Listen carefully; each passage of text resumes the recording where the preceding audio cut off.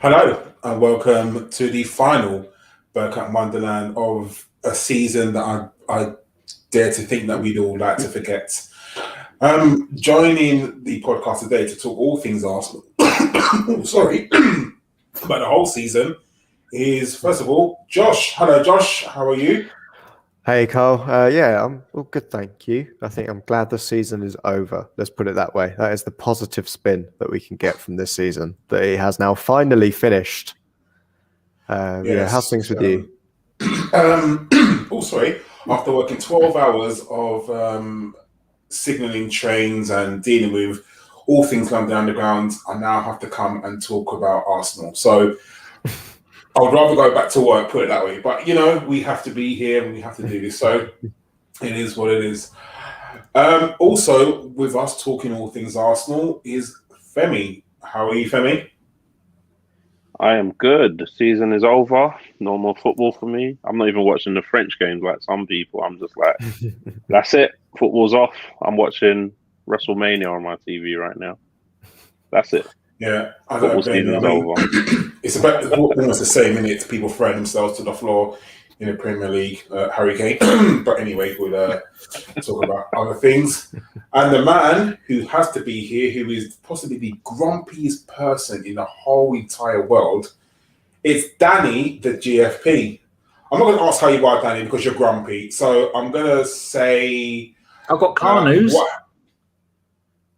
Go for it, Danny. Tell us the car news. Well, as we all know, GFP is not me. It's the registration plate on my car. My mates christened my first Merc the GFP, the German flower pot. Lovely Merc. Cut the roof off, fill it full of mud, German flower pot. And I had the registration plate D2 GFP. I know. And it's been off of the Merc for 2 years now because it's sawn. I bought a new car the other day. A lovely Volkswagen Chiron.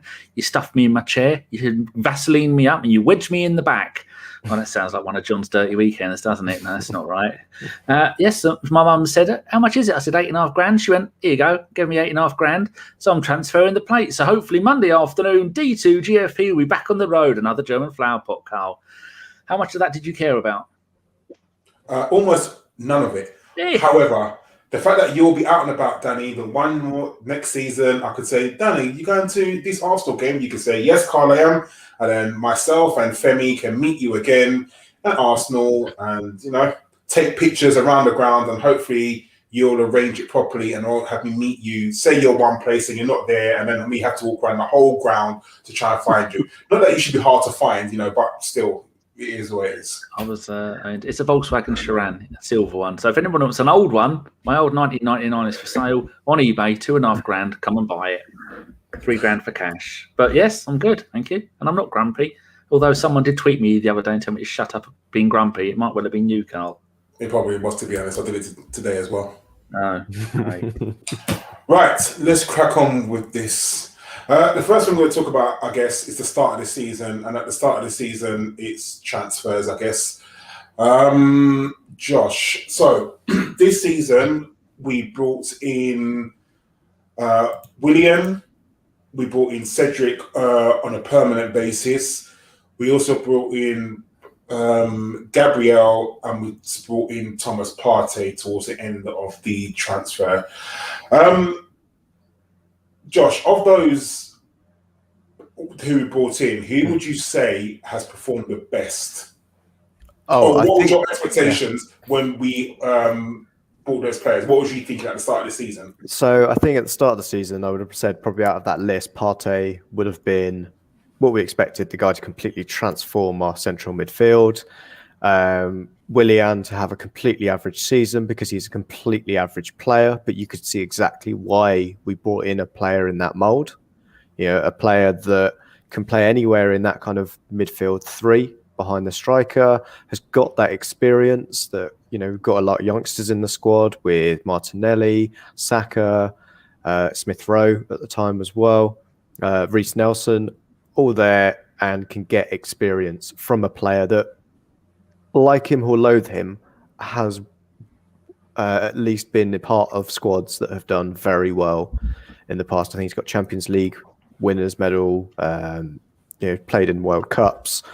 He's got that experience that these younger players need to have. So for me, that kind of made sense. Cedric, Well, should we ignore or maybe put to one side the nature of the deal and how the consequences of said deal may have resulted in our CEO leaving midway through the season?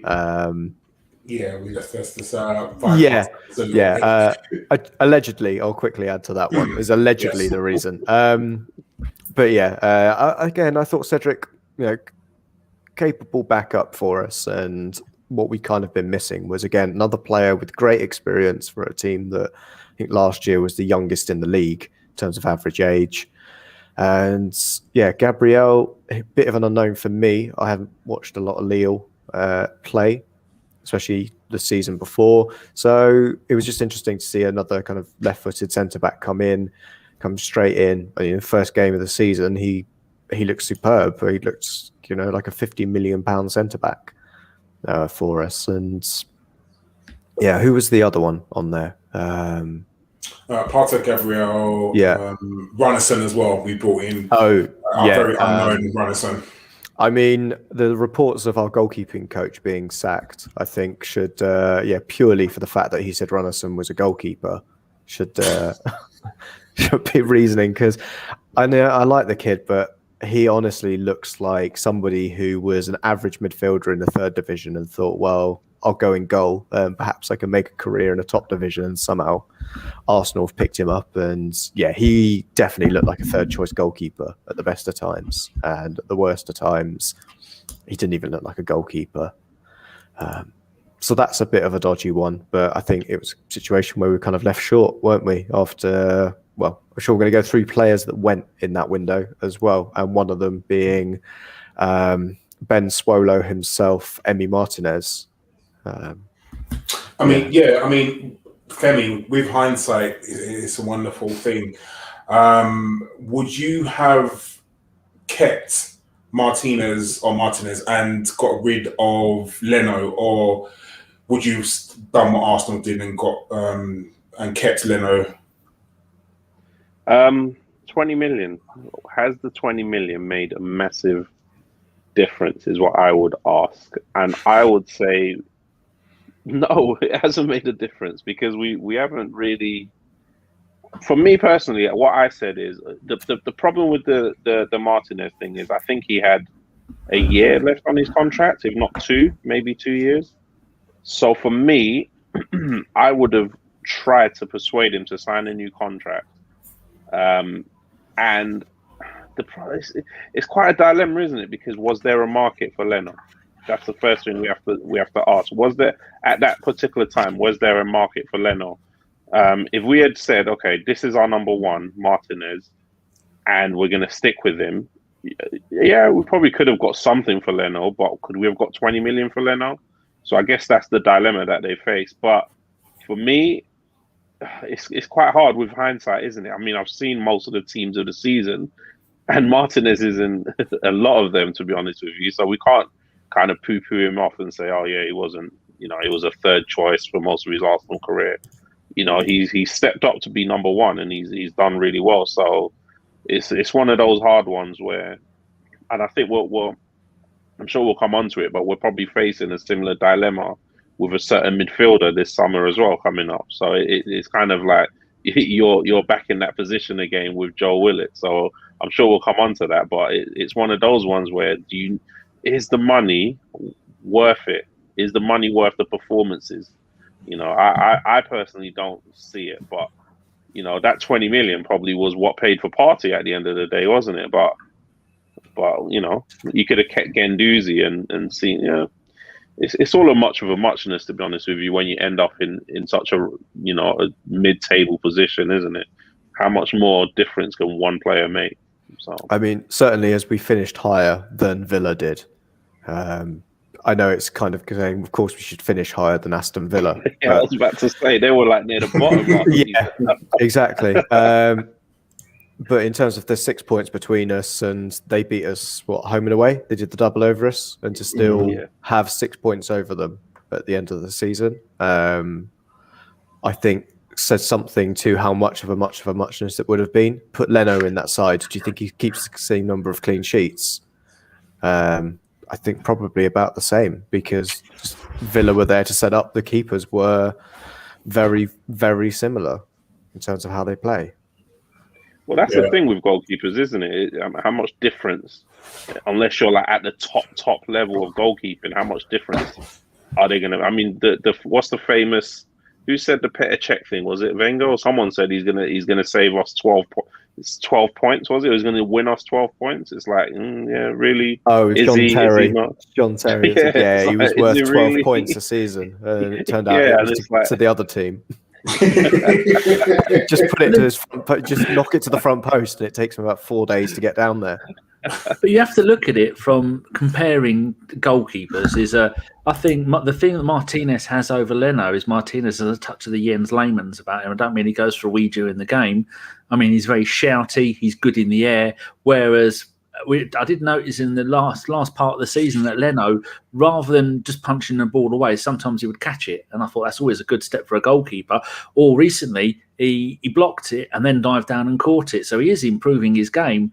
But as the kind of goalkeeper that you need in front of a back four that seemed to be allergic to defending at times during this season, Martinez would have been the better goalkeeper, because he's going to be shouting and screaming at them. Because a lot of the time, I said the weaknesses for Leno is the ball would come across and he'd drop it. He'd fist it away, and then the defenders would go, "Oh, look, there's a ball on the floor. Is that yours?" And by then someone's come in and scored. And he wouldn't put up with any of that nonsense. He'd tear them a new one if they did do it.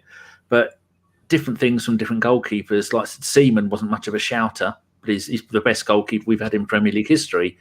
So, but looking at there wasn't anybody coming in for Leno, was there? Although Leno is probably worth more money. And this season, I think Villa have let in 7 or 8 more goals than we have. We've got the third best, least number of goals conceded, which are a bit of a blessing. And today we finally went into, I think, positive equity on our home goals scored for and against. I think before it was 21-22 or it was equal, and then today we were up by.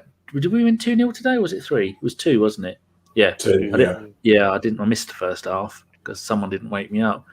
But I think of all the problems of this season, picking one of those 2 goalkeepers, I think that's the least of our problems. And hope people saying, "Oh, we need to get a new goalkeeper, get rid of Leno." Well, if that's the number one thing on the top of your list of things that we need to do next season, well, then that would be a happy world if that was the biggest problem we had next season. What do you think, Calum? No, we definitely have more. But I'll stick with you, Danny. Let's just talk about the outgoings that happened at the start of the season, at least. So obviously, Guendouzi left on loan to Hertha Berlin, and that was. Do you think, from Arteta's standpoint, do you think it was the right thing to do? I mean, there's no doubt that Guendouzi definitely could have been in our squad, but it was obviously a discipline issue, whether Arsenal would like to admit it, the reason why he left. Would you have done that, Danny? Would you have said, right, you obviously need to mature just a little bit, because there was no doubt that there was words said after that Brighton game between Arteta and Guendouzi. Would you have sort of sent him out alone to try and mature a little bit? I think so. We had 36 players leave the club either on loan or permanently leave. I think if that had been a more experienced manager, Wenger would never have done that to Guendouzi. He would have said, "Look, come on, we'll sort this out." He'd have put up the more experienced manager will have people. Have dealt with people like that before. Anelka, I mean, that was the original enfant terrible. Good God. I hope Chris doesn't hear this. That's the right word, isn't it? I'm sure it is. Terrible infant. It was one of the first ones, and Wenger dealt with him for 2 seasons, then let him go.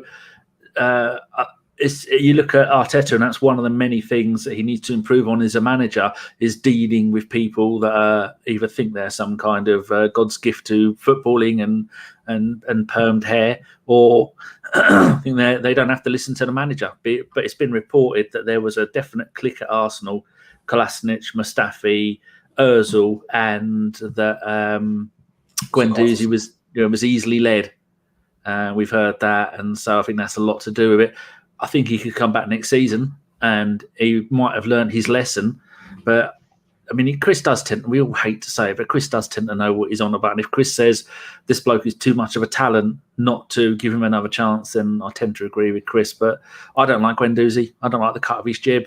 He's not exactly gone there and been magnificent. It's not like he's gone there and done a Saliba, has it? Or done a Mavropanos where the fans love him and he's had great games every week. He's not really done much there. He's had I think he scored a couple of goals, a few assists. He had a disagreement with the captain, might have had a disagreement with the manager. Not sure he's learned his ways, Carl.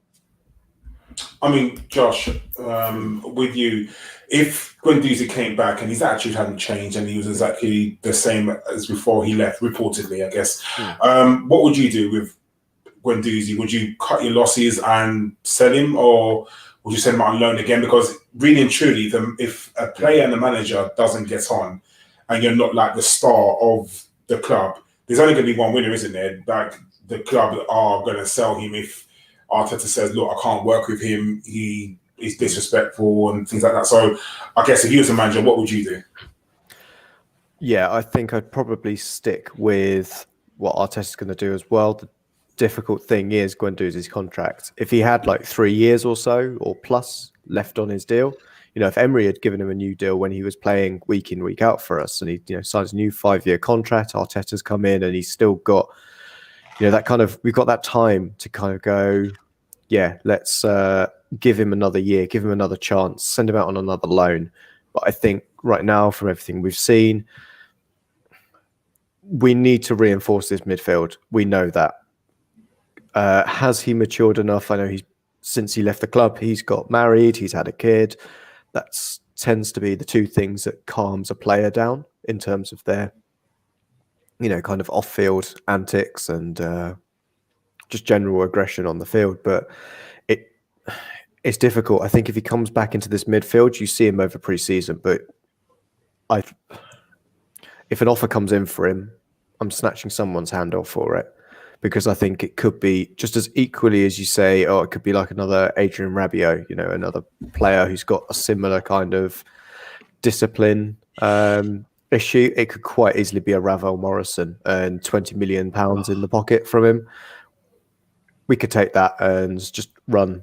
Imagine a £20 million goes towards getting someone like Sander Berg coming in, and we at least know reliable to not a twat, basically. And I think that's got to be the bottom line for us right now. We're moving into one game a week now that we haven't qualified for any European competition.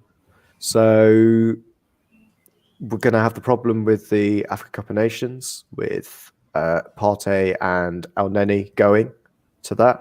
If you want someone who we saw on the pitch today wearing the number 8 shirt for the opposition coming to Arsenal, then he's going to the Africa Cup of Nations with Mali. So we're going to need somebody in that midfield that isn't going. Otherwise, I feel sorry for Aziz, because that's all it's going to be for a month. It's just Aziz in our midfield. So at least Guendouzi won't be going there. Broke his foot, hasn't he, recently? Metatarsal, I think. Yeah, so I wonder if that kind of slows down our ability to get him out of the club and he ends up sitting here. Probably a 6-week usually injury, so I don't think. Yeah. I think he'll be back before the transfer window ends. I think the problem with this one is because, like you're saying, he's only got a year left on his contract, so you are kind of in a position where is he even going to sign? And there's literally no point in letting him go for a free. He can't go on loan anymore if he's got a year left. So you're in a position where you kind of just. I don't think he'll sign, to be honest with you. Why would he? He's not got the trust of the manager. Think he probably, as well as other players, think, okay, the club see this manager as long term. So why would I sign my future somewhere where I might play a couple of games and then do something wrong and I'm bummed out? So I think he's done, to be honest with you. Especially when you got Elneny also on 1 year left on his contract, you might be able to lose one of the two on a free. And it'll probably be Elneny, because you're not going to get more than, I would say, 5 million for Elneny. So you might as well just keep him and let him be a squad player, let him go for free next summer.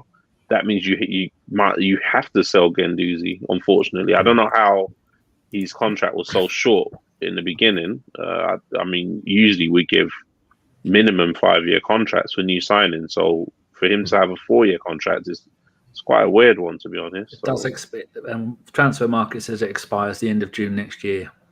Yeah, so we basically just have to sell him. He can't go on loan again. It's just sell or go on a free. And the days of letting players go on a free should be well and truly over for us now. Plus, we know that he's going to go on and be good, Carl. I mean, it's almost guaranteed that he's going to go off and do. If some manager's going to put up with his shit, and then he's going to be able to run right, but then it'll be brilliant on the pitch, but a nightmare off of it. And we'll look back at that and go, there you go, 30, 40, 50 million pound player playing for France doing wonders. I mean, yeah, it's one of those things where you have to weigh up. If you come back and him and Arteta and his agent have to sit down and have that conversation to say, you got one more year left in your deal, are you going to sign? If it's a no straight away, okay, no worries, we'll have to try and look for a move for you. Or he can dig his heels in and say, no, I'm going to stay here for a year and leave for free, and there's nothing we can do about that, unfortunately. We can treat him like we did with Ozil and just play him in the reserves and just not play him, but really and truly, who does it actually help? There's only so many times that Arteta can do that to a player until he's going to start getting labelled, and that's not going to be a good thing for Arsenal Football Club or even Mikel Arteta, because, like you said, Danny, he needs to work on his man management skills, I think. And who has he fallen out with, Carl, that has been given a second chance at the club other than Aubameyang? Do you get the feeling that was a forced look because he's the star player, he's the jewel in our crown? Every other player he's fallen out with has gone. Yeah, I mean, even the Aubameyang thing, I thought it was really pointless. And I remember talking after the game on one of the shows that we did, saying, if you're going to drop him, drop him. Don't have him in the squad at all. Like, that was just pointless, because if Lacazette had got injured in the first minute of the game, you were going to bring him on. So that whole show of just dropping him to the sub bench, for me, was absolutely pointless. And I don't wrong him for doing it. Like, he needed to drop Aubameyang, because that was ridiculous. If you're the captain, you should be there an hour early, not sitting in London traffic in your Lamborghini. Did you hear what Tommy Tickles said about him when he was at Dortmund? That he does it all the time, but you have to give genius, like, just let him do what he does, which is, I can understand, sometimes you let your star player just deal with it, but he wasn't the captain then, and he's the captain now, and he's got to lead by example, show the young players that you can't do that. But I guess that's and you can see definitely, just to hammer down on that as well, Carl, is the indiscipline of the rest of the squad. I don't think it's completely we can't brush it under the carpet by saying, look at our form from, I think it's from January, that puts us third in the table. At that point, we have cleared out quite a lot of players that you would say would be disruptive during training. And Aubameyang being, just turned to toe the line, I think that was a good piece of man management, to be honest. To kind of go, right, I've got rid of 4 other people. We've taken huge losses on them because we've just cancelled contracts left, right and centre to get them out. And I think saying that to Aubameyang as well, going, you might be the captain, but it doesn't give you an excuse to be late. And we've got to set an example to everybody, and that includes you. You are, as you say, you're the captain. We've got an inexperienced squad. They need to be seeing this kind of leadership off the field from a player who, on the field, their style of captaincy is by leading by example, because you don't see him, say, as a Tony Adams or a John Terry, rallying the troops in from his forward position. He's very much captain because he's our star player. Yeah.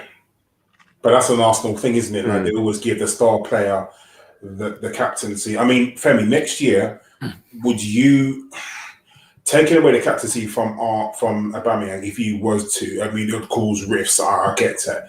But would you say to Aubameyang, maybe we should give the captaincy to somebody else, whether it be, I don't know, Tierney, or whether it be whoever in the squad? I don't know who I'd give it to. I mean, a lot of people will say Tierney, he's the leader. But again, with Tierney's injury proneness, like, how many games is he actually going to, how many games is he actually going to play? But would you keep the captaincy with Aubameyang?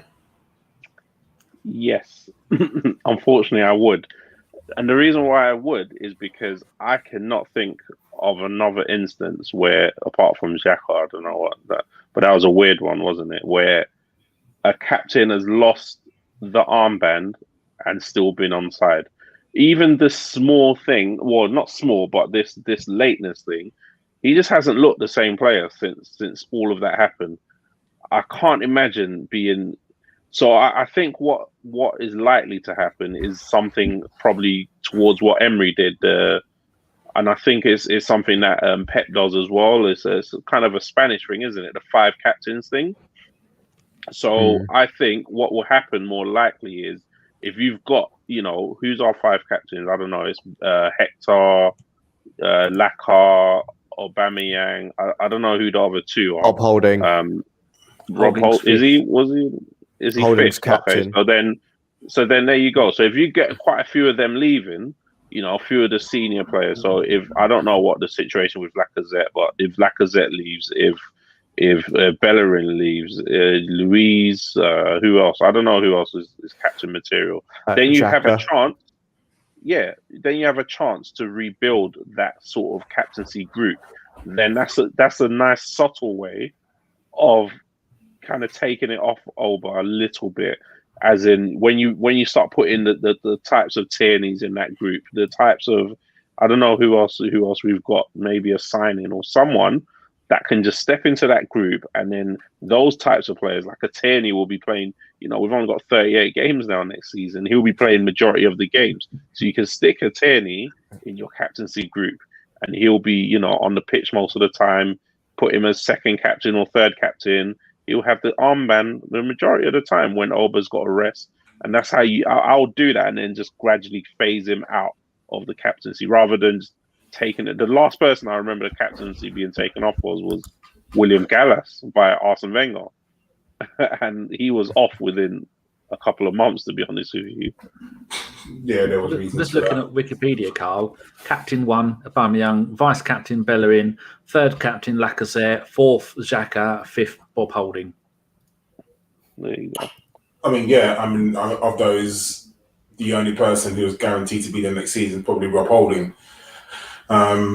Because, let's face it, I think that Bellerin, who is hardly played in the last this year, you might as well say, he doesn't look like he's going to remain at the club.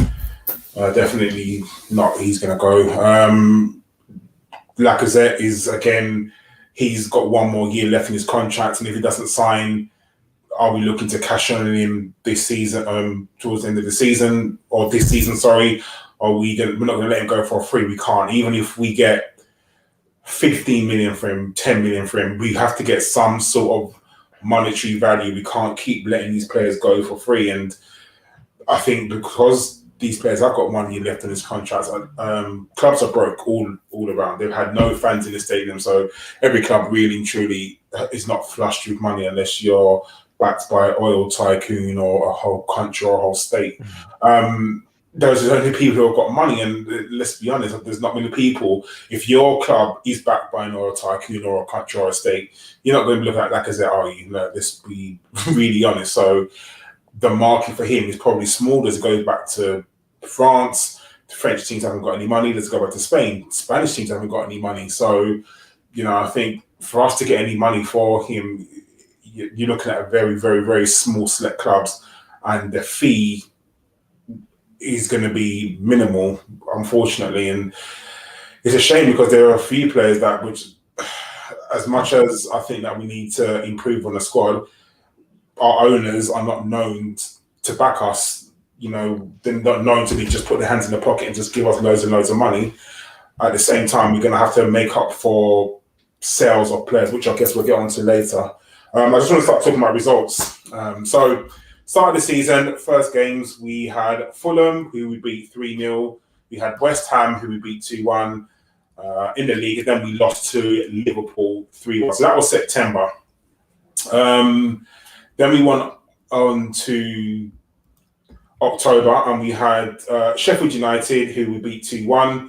We also lost to Man City 1-0. And then we lost to Leicester 1-0. So the first 2 months of the season, our results weren't great, but they weren't the best either. Danny, I don't know if you can remember that far back, because sometimes I can't, be honest with you. First 2 months of the season, what was your hopes then? That was a very short. I thought you were going to add something else after then. Yeah, like you're saying, we started the season off really well with beating Liverpool on penalties, and we thought, here we go. And then we beat Fulham 3-0. Willian getting four assists out of those 3 goals. We thought, oh, bloody hell, Willian. My God, this man this season's going to get, 20, 25 assists? Yeah, that didn't last very long. And then we beat West Ham, which was pretty good considering how far up west of the table West Ham were actually managed to get. And then we beat Leicester in the League Cup. And then it all started to fall apart when we got smashed by Liverpool in the league. And we went, oh, yeah, now I see what's going on here. Liverpool didn't take the Charity Shield overly importantly. And then we had a couple more games and we lost to Man City. And we thought, right, we've now played probably 2 of the best teams in the league. And they've both beaten us. The only reason Man City didn't smash 7 or 8 past us is because we got Pep Jr. at the club. And then the only decent results we were getting was in the Europa League, where we won every single one of our 6 group games. I think we won them all, getting 3 or 4 goals. And that was the emergence that we look back now. We can see that was how Smith Rowe and Saka and a couple of the others were going, oh, hello. These young men. I know we'd seen quite a bit of Saka before, the season before, but Smith Rowe, a lot of people were thinking, well, why isn't he getting played? He went to Huddersfield last season, had a great time there, helped them up the table because they were near the bottom of the table. And then he came back and he wasn't really doing much. And I remember thinking, oh, God, I hope he's going to use Smith Rowe, because that kid is in the class of Paul Merson in the way that he plays football. And then, like you were saying, we got towards around the Christmas time and we lost to Spurs. We got towards the Christmas time and then, and then it all started to fall apart again until near the beginning of the year, Carl. And that's for me when something happened. Once we got rid of the hashtag Bundesliga bastards, copyright Danny 2020, that's when things started to turn around. And that's when the season started getting interesting for me. Made such a difference getting rid of those horrible boys. I mean, yeah, I have to agree with you. I mean, in that period, we beat Manchester United away 1-0. We lost to Aston Villa 3-0 at home, which was a really, really bad result. We drew with Leeds, and one of the games that really sticks out in my head is when we lost to Wolves at home, which was just really, really bad. One of your show notes, Carl, you said we had to pick our best and worst games. You've just mentioned my worst game. To the both of you, Femi and Josh, I want you to think about your best game of the season and your worst game of this season. Again, as you're saying, Danny, we just want to play out through the results. We lost to Spurs, which is never ever good. We lost to Burnley at home in December. They did the double, didn't they, over us? Or did we fail to beat them? It's one or the other. No, we drew with them, because remember they had that handball that we never got the penalty for. The Xhaka special. The Xhaka special in that one. Yeah, because Xhaka got sent off in that game, didn't he? Yeah, I remember. So, the results weren't too good. But there was a surprising result in December, Josh, when we beat Chelsea at home 3-1. I mean, obviously they had Lampard, and I think we contributed towards his sacking. But even for you, Josh, I don't know if you can remember that far back, but beating Chelsea, wasn't that sort of one of the feel-good moments of the season where no one really gave us a chance? Chelsea were relatively flying high in the league, and they come to the Emirates on Boxing Day of all days, and we beat them. Yeah, I think definitely, because it was all very much doom and gloom at that point. I think we're pretty low down in the table, certainly after our November, which I think we've gone through as just a terrible run of form. To come in and kick on from there with that result, for me, puts it up there as one of the best results of the season for us. I'm currently trying to have to look through the fixture list and see which result is probably the one that I'd say would be game of the season. But right now, it's up there as probably that Chelsea game, because it was, Lampard's the second coming of Jesus kind of level. And I think if you knew anything about football, you could see that guy did not know how to coach a defence. And we really made them pay, especially that we've seen some of those dodgy results. I think worst one for me in the season it's that 3-0 loss to Villa, because we never turned up for that game at all. There's other losses, like you say, that the Man City one that isn't that bad. Man City were absolutely smashing it, and we just kept them quiet. And that, as you say, the Chelsea game just leads to a win over Brighton, win over West Brom. We then kind of start picking our form up across that January, and yeah, I'd say that probably is also our best game of the season. For the neutrals, it's probably the Leeds game where we beat them 4-2, because that was a really exciting game. But that's my game of the season. That's one I've picked. Yeah, but otherwise, I think that there's nothing that's really coming from the Europa League, is there? All much in the league or the cups. No, I say the 4-0 from Slavia Prague is quite good, but then obviously we then go through to Villarreal. So I don't think we really count anything in the cups. So long there until you ruined it. Yeah, sorry. I mean, on hindsight, even the 3-1 in February, the 3-1 against Leicester. I mean, I know Leicester absolutely monumentally. Oh, Saliba just scored. I know Leicester monumentally collapsed. But even going away, Leicester at the time, they were in Champions League places. They were flying high. And we go away to Leicester and beat them 3-0 when I remember having a conversation with Danny. I think I've done a pod previously to that. And Danny saying that, they're going to smash us. I mean, positive Danny as normally is. But even I kind of tended to agree with Danny. I thought there's no way in hell we were going to beat Leicester. And we go away to Leicester and we beat them. So, this team, it just seems weird. When you feel that all hope is gone and you feel, oh God, we're going to get smashed, battered, we all seem to be able to pull some sort of result out of the bag. I mean, no one was expecting us to go and beat Man City or Liverpool or, teams like that. But at the same time, when you think that, our backs against the wall, we managed to come out with results Femi, do you think that we played better when there's no pressure on? I mean, as soon as we went out of the Europa League, there was no pressure on us at all, and we've won every single game. It's been like that for a few years, though, hasn't it? Because on the Wenger, we used to crash out of all the competitions, didn't we? In around February, March, sometimes when we would drop out of the Champions League. Do you remember those seasons? We'll drop out of the Champions League one week, the FA Cup the next week, and it was like a time period, and then we'll go on this amazing run at the end of the season, and everyone would be like, oh yeah, Wenger's all right. It's not him. Just in time. It was seriously. It was always like that every. It was season. that March, wasn't it? It was go out of every single cup in March, and then April to May we'd go on an unbeaten run of 13 games. The Invincibles did that, didn't they? I was there at Villa Park when we lost to Man United in the FA Cup semi-final. And then I think Liverpool did us in 08. We did us in the Champions League when they shouldn't have knocked us out of the semi-finals there. And you could just guarantee that go bang, bang, bang out of all the competitions, suddenly nothing left. And, hello, we're playing all right. With this run we're on now, 5 wins in a row in the league. The first time we've done this since the first season Emery took over, the first 10 games of the season. Yeah, so it's quite crazy. I mean, obviously, there was a couple of points in the season that I was panicking, to be honest with you. I lost all faith. I was in the way. We're going to get relegated. But and it was. Do you know what? To be fair, it wasn't that I thought we were going to get relegated. It's because we were playing like a team that was bottom of the league. We were creating no chances at all per game. We were hardly touching the ball in the opposition box, and I just didn't see that type of football as sustainable at all. And it got me so worried.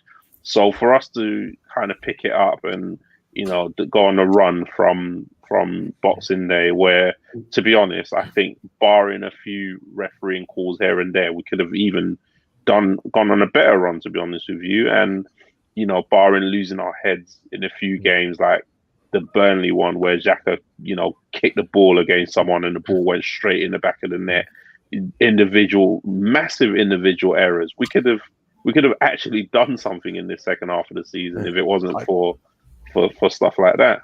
I think we're 9 to 12 points worse off this season based on just refereeing decisions alone that went our way. That Wolves game, for example. Yeah, the Wolves game. Yes, oh, man. that one there sticks out in my head so much. Yeah. And that's not the only one in there as well. It was that kind of spate of a couple of weeks where we lost games purely, or we didn't win games purely because there were things like obvious penalties not given for us. Yeah, I remember the Burnley one where it was a blatant handball. The guy sort of stretched out his arm and then it went to VAR and then they still said, oh, no, it's a natural movement. I mean, what kind of, you're playing football, what kind of natural movement is you moving your arm towards the ball? And I guess every team, there's not a team in the Premier League or probably a team in Europe who hasn't had some sort of VAR decision go against them. So I'm not just going to say it's all Arsenal, but I guess when it's your team and you watch them week in, week out, you look at some of the decisions that we've had, some of the offside decisions as well, and you think to yourself, how is, like, why is it only against us? And yeah, we've had some, I agree with you, Josh, 100%, definitely 9 to 12 points worse off just because of VAR, refereeing decisions, or whoever. And I mean, I'm not gonna get into VAR right now because it's a whole conversation. We've had many conversations about VAR, but they've got to get it right for next season. And we've said this ever since VAR's come in, and you know, it's almost ruining football a little bit. But is there an answer?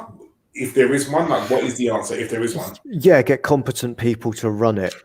It's that simple. It's not a problem. It's not a problem in other leagues. We saw it in Europa League. How quickly were they getting to decisions?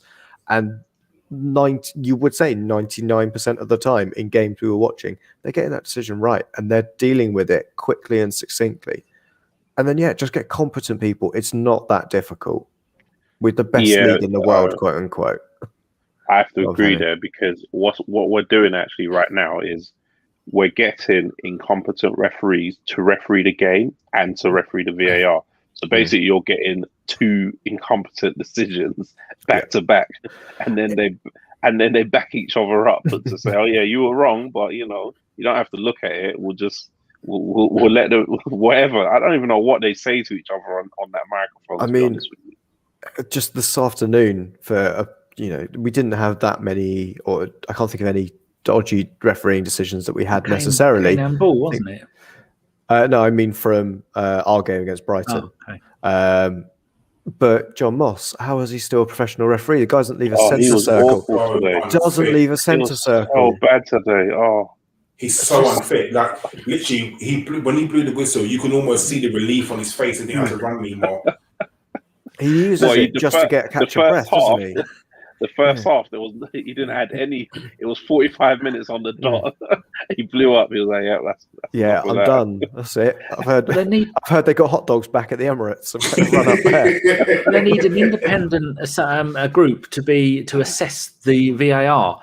And so, these people are not referees. They don't know any of the referees. But at the end of every weekend, an independent panel is going to assess every VAR thing. And then you, the referees, are going to be responsible for your actions. And then take it away from the when you can't have the police policing themselves, can you? Because that's just nonsense. I think it's a close shop, isn't it, Danny? So, Josh, I was going to say the problem is that they're so incompetent, you won't have any referees ref for the next game week because you'll have suspended them out the stadium. They'll all be in the champion. You'll have sent them all down to the championship for a week, so you have to call games off. It's that problem. It needs an entire reform. It's not, the technology is not the problem. It is the person sitting at the computer. We don't trust Mike. Yeah, exactly. We don't trust Mike Dean or John Moss, Andre Mariner, any of them when they're on the field. Now they're up in Thunderbird 5 trying to tell us everything that's going on. And then even when you go to the referees that are working for Sky and BT Sport, they go, "Yeah, I agree with that." You've got you retired from refereeing. You can almost tell how much he hates Arsenal. Like, do you remember the Palace game and Benteke literally put his arm into El Nene's interface? Now that's a red card all day. No matter what. It's an orange card, Carl. Orange. And that's what I'm saying. Things like that. Oh, it's an orange card. No, there's no, don't be stupid. It's either red or it's not. It is a red card that you literally, and he's trying to say, oh, the action of his arm, like, didn't warrant like his reaction. He's not that kind of player.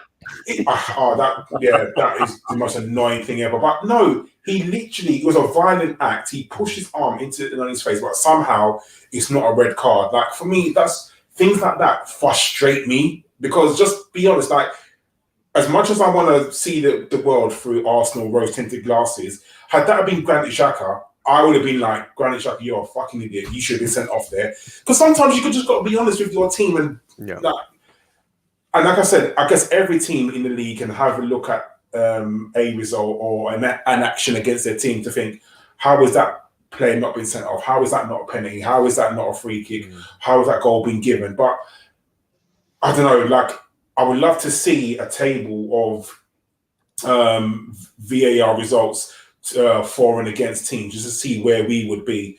It would be very interesting. But I guess, again, it's all into interpretation, isn't it? It's, when you're drawing the lines for an offside, or is it offside, is it not? Even that's the most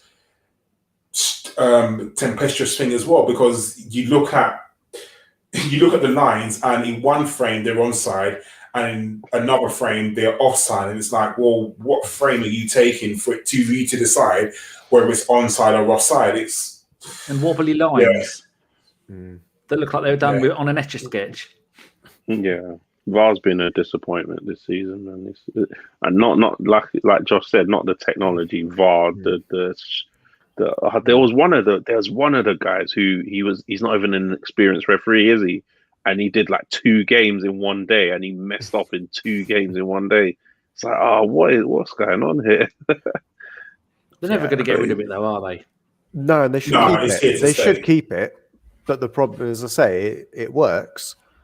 It works everywhere else, but in England. And why is that? Are we ever going to have a European pool of referees? And remember, back in the day, it was Pierre-Luigi Collina. They said he was going to come over to the Premier League and do the. I think it was Arsenal, Man United back in the early noughties. I mean, is that the way forward, to have European referees coming over here? Because they're not all going to be from Manchester, are they? The problem is that they're all professional referees. So these people are getting paid to referee. Like, being a referee is their full-time job. So, if you're paying someone to be a professional referee and you're still getting it wrong, I mean, for me, I don't think a referee should be refereeing for 10, 12 years in the league. Because if say like a manager or a club speaks out against you, you're always going to have that in your head. I think there should be a high turnover of referees in the league, 100%. It's the same as a player, isn't it? That a player only, like, the top striker is only at the top of his game for, 5 seasons? As we found out with Vardy. As we found out with Aubameyang, I thought was what you were going to say. I'm not picking on him. He's one of our own. It's a blip. Yeah, I think that's the thing that you say. Sorry, they got a sorry guys, sorry. They've got this Australian guy, isn't it, that came from the A-League, who's going to become the first foreign referee in the Premier League. So I think they brought him in from the A-League. I think he's been trialing in the.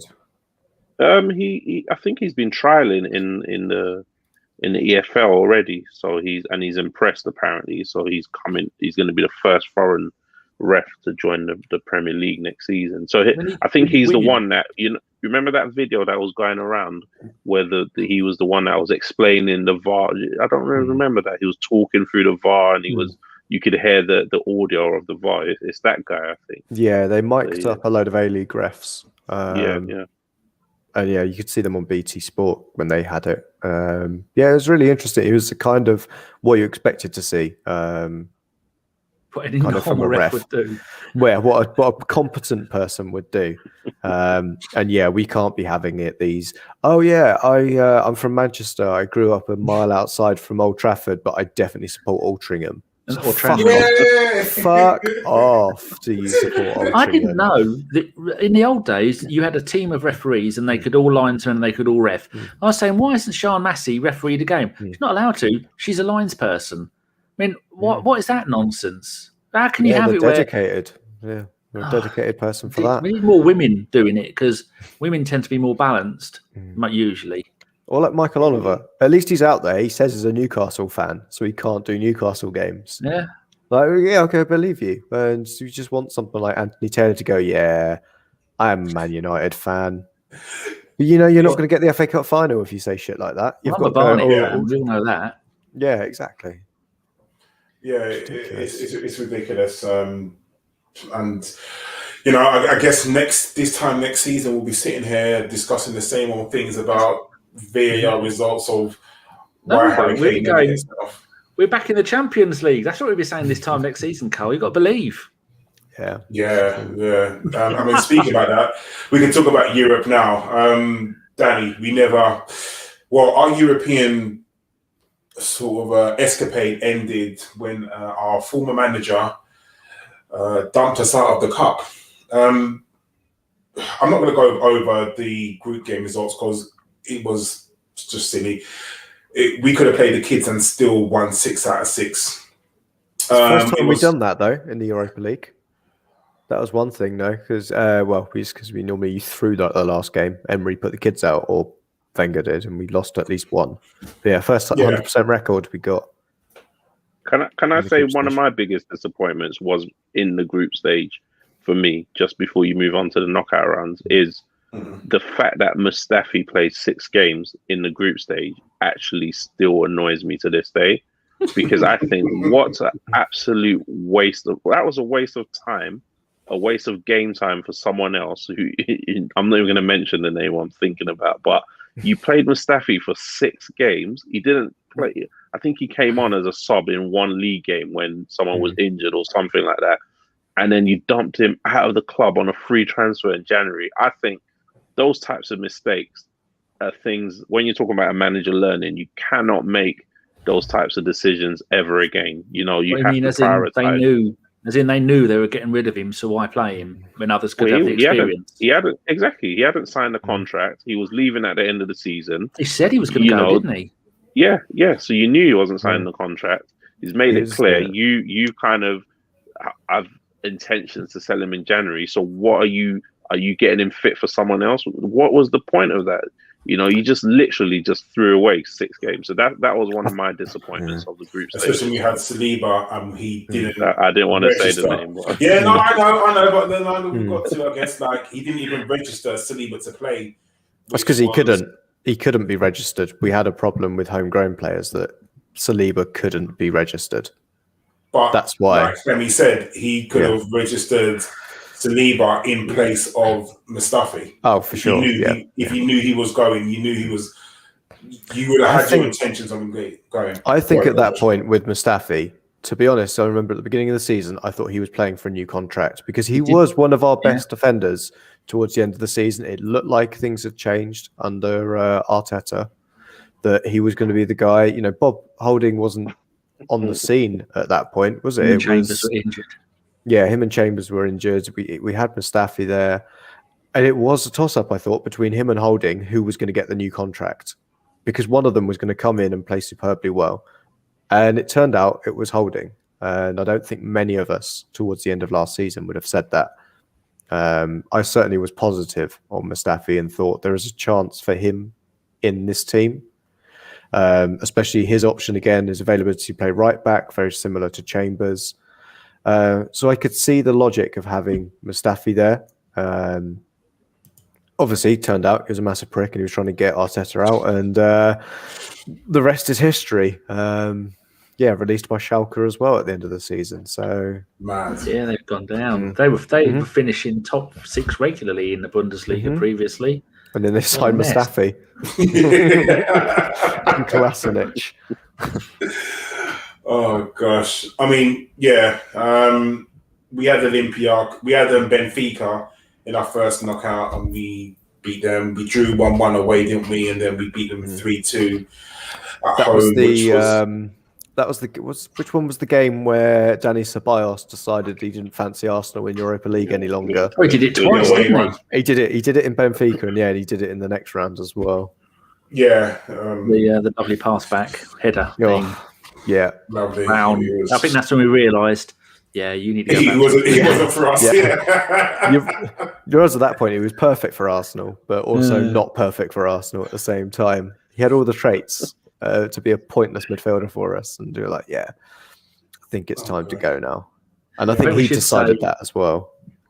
I think we should bring out that Ozil, who's good enough for Arsenal. He could have done a job. 11 games for Fenerbahce. He only completed 90 minutes twice, and his last game, the 11th of May, he finally got an assist in 11 games playing in a donkey league, and they've won about half of those games. Yeah, I'm going to touch on Ozil after I've done this, but even that wasn't in the whole notes. thing was. Well, players leaving. Yes, it was. We're professional here, Danny. Shut up.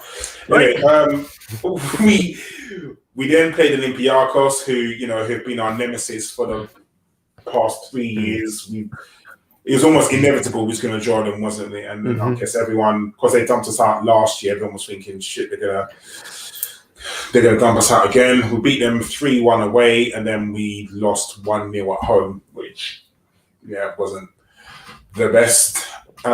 We then played Slavia Prague, which we drew 1-1 at home, which was a very bad result. It really was. That was a game that we really should have won, but we just could not hit the back of the net for love nor money. Yeah, it was the 1-0, didn't we? We were sitting quite pretty, and then we just conceded that away goal right at the end. It looked like we were going to be happy, kind of cruising through. A 1-0 to the Arsenal. Okay, we could have done better, but at least we didn't concede an away goal. And then as soon as everybody were like typing that, it was in their Twitter draft to send. 95th minute, as soon as the whistle's gone, send. No, they equalise. Abort mission. Yeah, but luckily we went away and we beat them. No, because it wasn't really because we played them in the same stadium, didn't we? Because of COVID. Yeah, because of COVID. So. The away leg, we beat them 4-0, which obviously was a blessing. And then we played Villarreal, and we got dumped out by our former manager. I mean, when we brought it back to 2-1, and when we was away, and everyone thought we'd bring it back home and we're going to win 1-0 very, very easily. Well, not easily, but there was a sense of, I guess, we could do this. Like, we could definitely do this. We could definitely go and to score one goal. But that game, and then if you remember, Femi, we just could not score for love nor money. I mean, the first half of that game was absolutely diabolical. Like, it was, we just so passive in the first half, knowing that you needed a goal. But in the second half, we came out, but the same, we still could not score whatsoever. Yeah, that's definitely my low point of the season, low game of the season, because I just didn't get what the plan was. I know they were defensive and it's hard to break teams down. Funny enough, when you're reading out the results, that actually stands out now that we didn't actually win a home game, like an actual game at the Emirates in the knockout phase, because the game that we did win against Benfica, we were playing in Olympiacos, weren't we? Yeah. So we actually didn't win a home knockout game. And considering what last season, Olympiacos at home as well, we didn't win that as well. So Arteta actually in the knockouts hasn't won a knockout game at the Emirates. So that's so anyway, we're not in Europe next season, so he can't improve on that. On that stack, can he? So then when you rock up and you need one goal, and for me, it was just so disappointing, especially when, you get to the last 10 minutes and you're thinking, all right, come on, let's one last push, throw everything, give your best. You got 3 weeks before the final, put everything on the line. We just had nothing left. We had nothing in the tank. We had no centre-backs going forward, no goalkeeper going for the last minute, nothing. We just kept passing the ball around. Yeah, it was. We had 14 shots in that. 14 shots in that game. Alba hit the post twice. One of it came back out, and it was one a header and one a very narrow shot. Just thinking, this isn't good. This isn't going well. But then you can't go and go. I don't know. Maybe I thought at first maybe Arteta had gone all new age hippie and he'd done some ayahuasca or something. But now I'm thinking, did he have his COVID injection? Because when did you decide that Partey would be okay as playing as a one-man midfield against that team? You can't do that. And then he did it in both legs, didn't he? He tried to reinvent football in the first one by going, we'll have a double fake 8, 9, 10s or whatever it was. And then the next one go, well, that didn't work. I've got a better idea. Gather round, lads. Partey, you're in midfield all by yourself. He'd probably gone, I know I'm good. I'm not that fucking good, as we found out. Well, it was the level of kind of injuries, wasn't it? It was all those injuries that we had in the first leg, because I think that was the one where we started with 4 midfielders instead of a striker, because Aubameyang was injured, Lacazette was injured, and Aubameyang then came on towards the end. I think Martinelli was, I think that's one that we can kind of look at as should have been an option for us, maybe starting up top. But I said the second leg of Villarreal, I think that is the game plan. When you see it kind of play out, is we're not going to let them score, and we're going to snatch one goal and do it. And we just didn't snatch a goal, so we just looked like twats at the end of it, because that's the problem with generally that. Yeah, you don't score when you need to. You just won't go through. We did the hardest part of it, which was stopping Villarreal from scoring. And I mean, they only had 4 attempts against us. So from a defensive point, about Emery's tactics, 2-0 up, brings on. That saved us. That saved us. That saved us from the first half, leg, wasn't it? Yeah, 2-0 up at half time. And he brings on a midfielder, Emery. Takes off a striker. Ceballos then gets himself sent off, which I think a lot of people would hold Arteta's door as well, because you could see Soares was getting sent off. It was going to happen, wasn't it? Yeah, it was definitely second yellow. You could see it was going to happen. He was going to kick someone up in the air. They were only 12 minutes apart as well, or 13. Yeah, one in the first half, and then second half, 57 minutes, kick someone up in the air, and you're like, you fucking twat. Yeah. I think that was very disappointing generally across that, but it was also our biggest problem was midfield, as we mentioned, and we struggled still for central midfielders. And you've got to hope that's some key area we're looking for in the summer. Yeah, I mean, revamp that. Yeah, no, we need to revamp our central midfield. I don't know how. I know how. You think about it. It's not that you think of how many goals we've had from centre midfield this season. Partey, who. Granted, he had 2 shots today against Brighton, and both of them, one hit the crossbar, I believe, and one was just wide. So he's getting better at shooting, but his shooting this season has been awful. I think it's nearly 30 shots Partey has had, and most of them are landed inside the behind the net. It's ridiculous. Stop doing it. It's been really bad, and even just the contribution. I mean, how many assists has he had this season? I want to say 3. I think it is 3. I think it's 3, and that's awful. That's 3 really in bad. 33 games.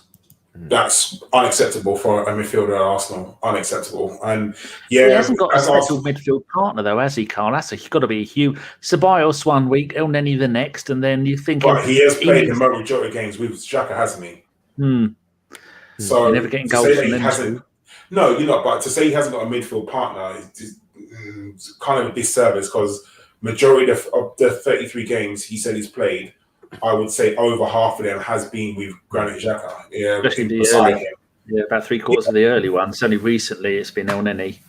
Yeah, so he has. I mean, yes, they have to get used to each other, and without a doubt, it's his first season. And I think we say things like this because we want to. He's our Arsenal player. We don't want to seem too bad. But had he played for another team, we would be ridiculing him. He paid 50 million for a player who has no goals and 3 assists for the whole season. And we're hoping that next season he comes good, because I believe there is a player there, and hopefully, if he does get an out-and-out midfield partner who he's comfortable with, hopefully he does play better. Sorry, Josh. I think he's also not the player that's going to be grabbing you 10 goals a season. I was going to say, what's his role? He's not that player. We don't play that way. The biggest thing for the fact we didn't score goals is the fact that we've got a £72 million winger that has only turned up for the last 7 weeks of the season, or it was against the fodder of the Europa League. He's got 15 goals now this season. Second top goal scorer. Lacazette 17. He's 16. Aubameyang 15. And there's the other one, Aubameyang.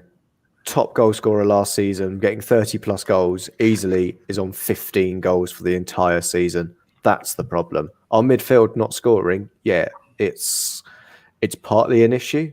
Saka got 7 goals this season. Smith Rowe got 4 after coming in, or Odegaard on 3. And you say they were our main midfielders. Willian, obviously, again, massive disappointment. But I think top assists for Willian this season, was it? It's between him and Saka. Saka got 10, Willian 7, Smith Rowe 7, Pepe 5, Tierney 5. Yeah, those are the problems. It's just Partey not scoring isn't a failure of his £50 million transfer. I think the fact he was almost never fit was an issue. It's not his job, though, is it? Look at him spraying passes around the length of the field. That's not his job. Look at those 3 assists that he got as well. They are superb through balls to Aubameyang. Yeah. Straight through the middle. They are laser passes. They're better quality than we can see from a lot of other players that have got more assists to his name. And Odegaard was doing them as well. Magnificent. That one in the Palace game. Stunning. Yeah, there was some really good moves from these guys. And I think Partey is a disappointment, but also got to have the massive asterisk next to it that he wasn't fit, I think. Also, remember that back to that Spurs game, where we started him, we played that risk. We needed that win against Spurs, and he just wasn't fit, and he decides to go and walk off the field during a Spurs counter-attack. I think at that point, you're like, yeah. I think if he didn't come back and start having the games he did with those kind of through balls for Aubameyang, then there would be everybody quoting him as just like, who did we actually sign? Was it Amvia or someone like that? That's why I kind of say that we need to revamp our midfield, because if we go into next season with Partey and Xhaka and expecting any other output from them, as you're saying, we're going to get the same 1 goal from each of them, 2 goals from each of them, and a couple of assists here and there.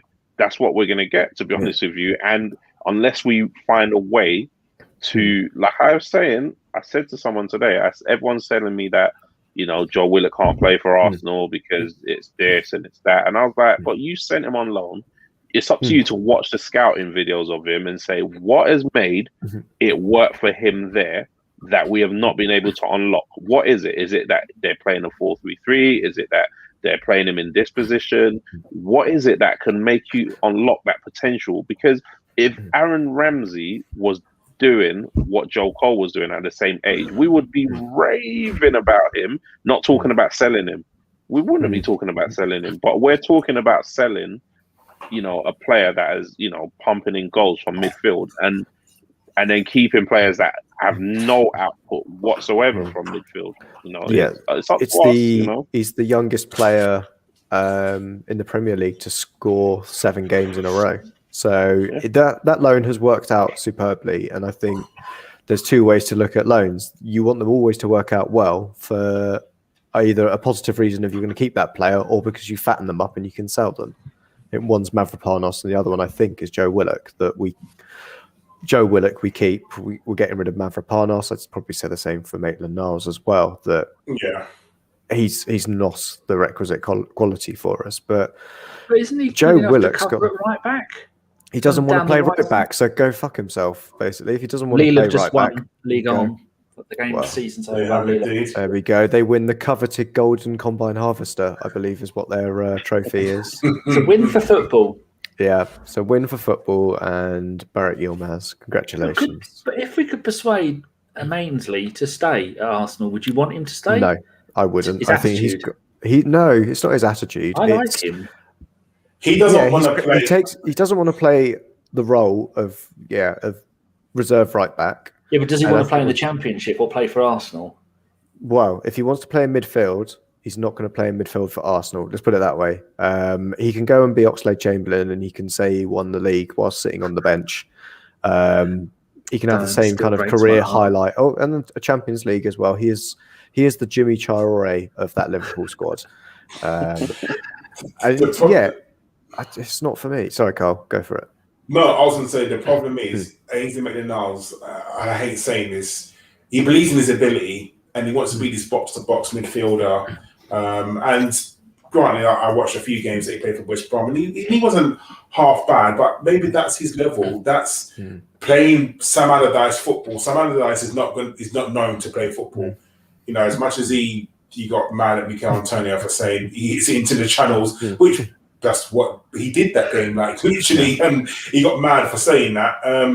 That's what he does. So, and Ainsley Maitland-Niles is not going to be that player for us who is going to do the midfield work, unfortunately. And it does come to a time where maybe we do have to be like, okay, do you know what? Thank you very much. We should have taken the 20 million from Wolves last season. We didn't. He's not worth 20 million now. He's not worth probably half that, to be honest. Let's be real. But that's a shame. He's worked his way into the England team. That's quite funny now. You gave up. You're just saying he's not worth 20 million now, as opposed to. That's so crazy. I just didn't understand. That's another one I just didn't understand. We turned down the 20 million, and he spends the majority of the first half just sitting on the bench. On the bench, like, so weird. What the flip is going on? I wonder if that was. Yeah, I wonder if it was to try him out in midfield and see what he was like. And we saw it. He had that one game, wasn't he, where he was really good. He brought some dynamism. It was against Dundalk. Yeah, maybe that was it. That's exactly it. I couldn't remember who it was against. And yeah, that kind of nails it. Is the final nail in his coffin. But I just have a dream that all the Halen boys are all going to play together and all going to pull each other up like the George Graham boys did back in the 87, 86, 87 onwards. And he could be part of that. I think they will, but he won't. He'll be he's the Carl Jenkinson of the British core. He'll be playing in the Cypriot second division, and then the Slovenian top league. I think he's still got one big move left in him. To be honest with you, I think he can still reputationally, play. He played for England this season and stuff like that. I think he can still rock off at a Leicester or a Southampton. Still, I think he's still got that before, and he can. That's where it will be make or break for him. But if the plan is to sit him on the bench, just sell him. Literally just sell him. You got to stop doing that now. Make decisions early on players and stick with your decisions. Don't half-ass it and then sit them on the bench for half of a season and then you just think, what was the point of that? Yeah, I think at that point, Arteta still didn't really know what to do with that squad. It was so big. I think he just kind of got choice paralysis. You could say it was a bit like having Saliba there. He had Reece Nelson refusing to go out on loan. He wanted to fight for his place. And he's like, fuck, now there's another winger I've got to think of. Try and get into my plans. We forgot about Reece Nelson as well. Another Halen boy that he's got so much promise. He had so much promise, and he was so badly advised by people around him who didn't just look at it and go, okay. Wasn't it Southampton he could have gone to? We had a loan set up for him in the summer. I don't know who it was. I think it was Southampton and possibly Wolves. Or might even been Leicester. And he could have been there.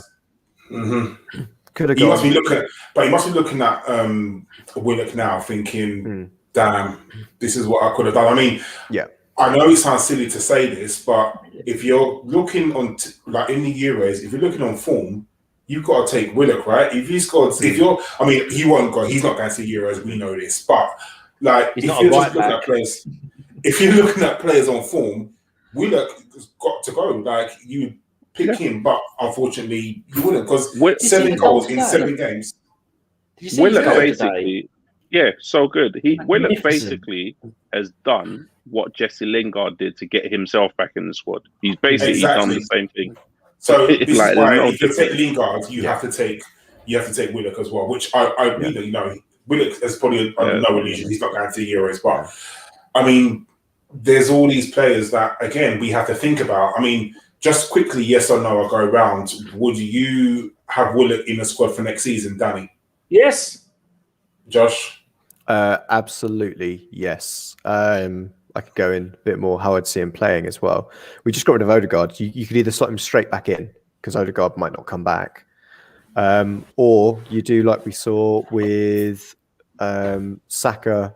When you saw Smith Rowe and Odegaard play together in midfield with Partey behind him. You do that. You do Partey behind Willock and Saka in the middle, and he's best on the right side of central midfield. Yeah, and right now he's playing almost as a second striker for. Well, they've said you score goals. You're the only one who can score goals. Go and do what you play goal if you want. Yeah, yeah. So I think that's the kind of place he needs to be in, that kind of freedom. I wouldn't expect him to necessarily hit the ground running the same way. He's got a feeling of a bit of a Pape Cisse style coming into Newcastle in January, scoring a fuck ton of goals, then never scoring again. But the only thing with that is we've seen him score goals for us as well. So it's not like a fluke. It's like he's got it in his locker. He's got it in his locker. And like I was saying, he's what 20, just turned 21. And you look at Ramsey at that age, who we saw as we think of a goal scoring midfielder for us.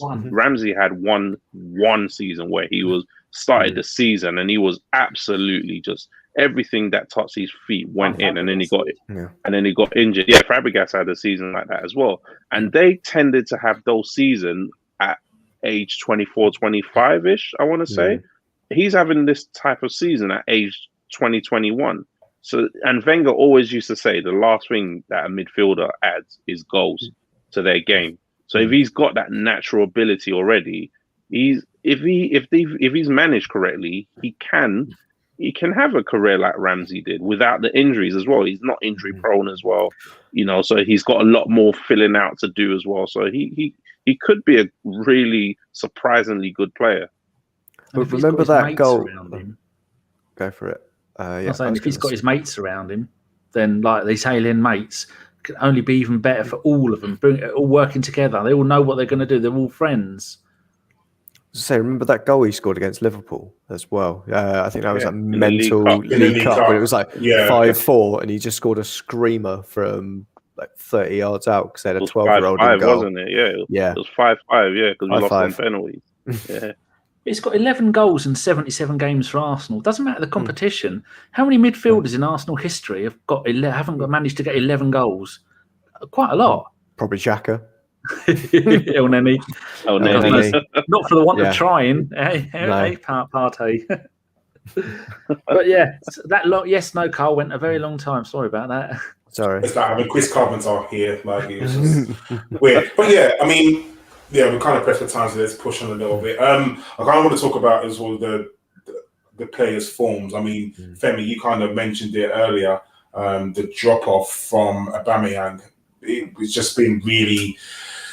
The drop-off has been phenomenal this season, only scoring 15 goals. I mean, what would you put it down to? I mean, we can say that we know he had illness with his mother, and obviously he had malaria as well. What would you put it down to, the sudden decline in Aubameyang since signing the contract?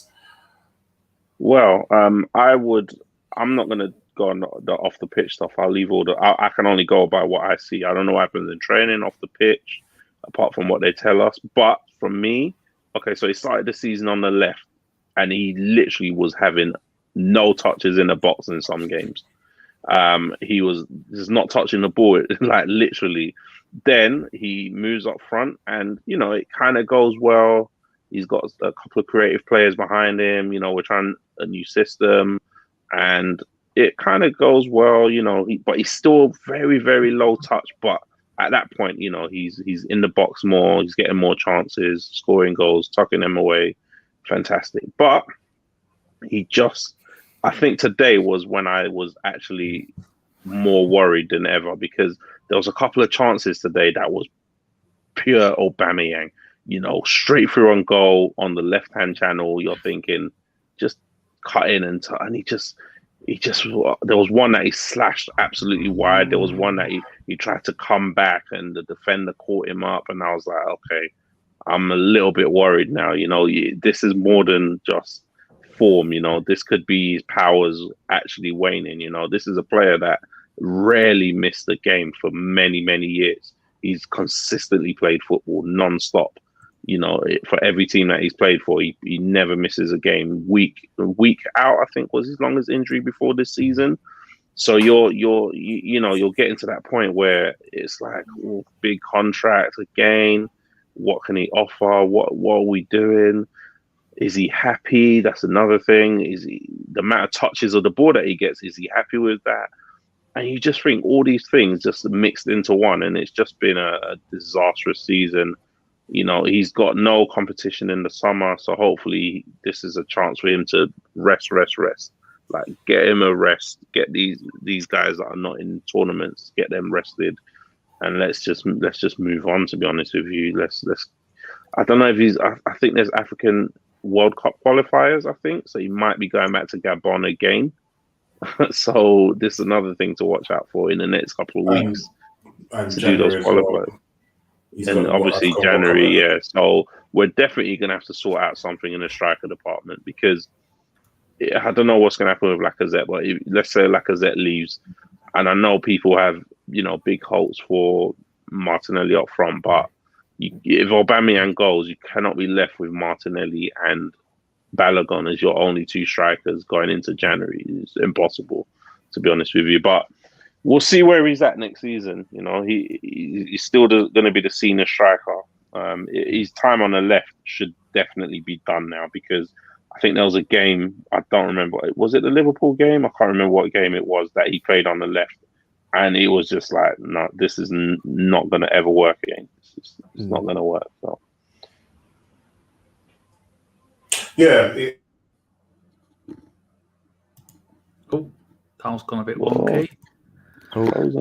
I've just been, while we're talking about Aubameyang before Carl comes back, what do you think of this gentleman? For the people at home, it is Aubameyang's entire career, and it's broken it down into shots. Hold on, I'm just going to get rid of Chris from there. Of course, getting in the bloody way. This season, he's played 25, no, he's had 10 goals this season, shots on target 54. Last season he had 90. Season before that 89, 28, 54, 117 with Dortmund in 16-17. And then shots on target. Hold on, I think Carl's ringing me. Right, take over. Oh no, it's not. It's Frank. Okay, I can't talk. Yeah, so that SOT, that means SOT is shots on target. Oh, shots is the first. So it's goals, shots on target. Don't ever ring me, people. So what do you think about that, you two? I mean, look at 117 shots in one season for Dortmund compared to 54 this season. I mean, it just kind of shows that there's something off with his shooting a little bit, because you say those kind of numbers, he's half down on shots on target and he's half down on goals. I mean, we kind of want to see that percentage of shots on target to be slightly higher, or just shots generally. Is that age-old question, Danny? Should we shoot more? And in Aubameyang's case, yes. Yes, he should. It's Cole Backett. I can't see my screen. I don't know. I can't see my screen either. I'll wait until he comes back in. What's your thoughts on that, Femi? To go, I mean, this website, give it some credit, is called fbref.com. And when I just stare at it for hours, it breaks everything down into goals and games. That's just 3 columns. There's 20 columns about him when his overall seasons. But 19 shots on target for the entire season. That's crazy, isn't it? That's when you see that, you know, in the bright lights. Remember I was saying that I don't think we have a lot of shots. We're a very low shot team, you know, and low shot in games, but it's especially low shots on target. Even in this period that we've been doing well, we seem to score with a lot of the shots that we have on target. So we do, you know, have low shots. I'd love to see there was a time period that I was watching Lacazette as well, and he was hardly getting a shot. So it's definitely something about the way that we are playing our strikers, that they don't seem to get off a lot of shots. But for him to have 19 shots on target for the whole season, I mean, this is what I mean by, is he frustrated as well? Imagine him, you know, he doesn't touch the ball a lot. He doesn't. Sometimes he looks just isolated up front. You know, he's not he's not Lacazette who comes deep to get involved as much. He tries to make movement, but the build-up play is so slow that sometimes he just doesn't get the ball when he wants it. And to have 19 shots as a striker, that's your living, man. We're just looking at this, Carl. It's from a website where it's saying this season, Aubameyang had 19 shots on goal. Last season, 40. Season before that, 34. But I'm just looking at some more stats from that website. Just one more thing. Shots on target percentage this season is 35%.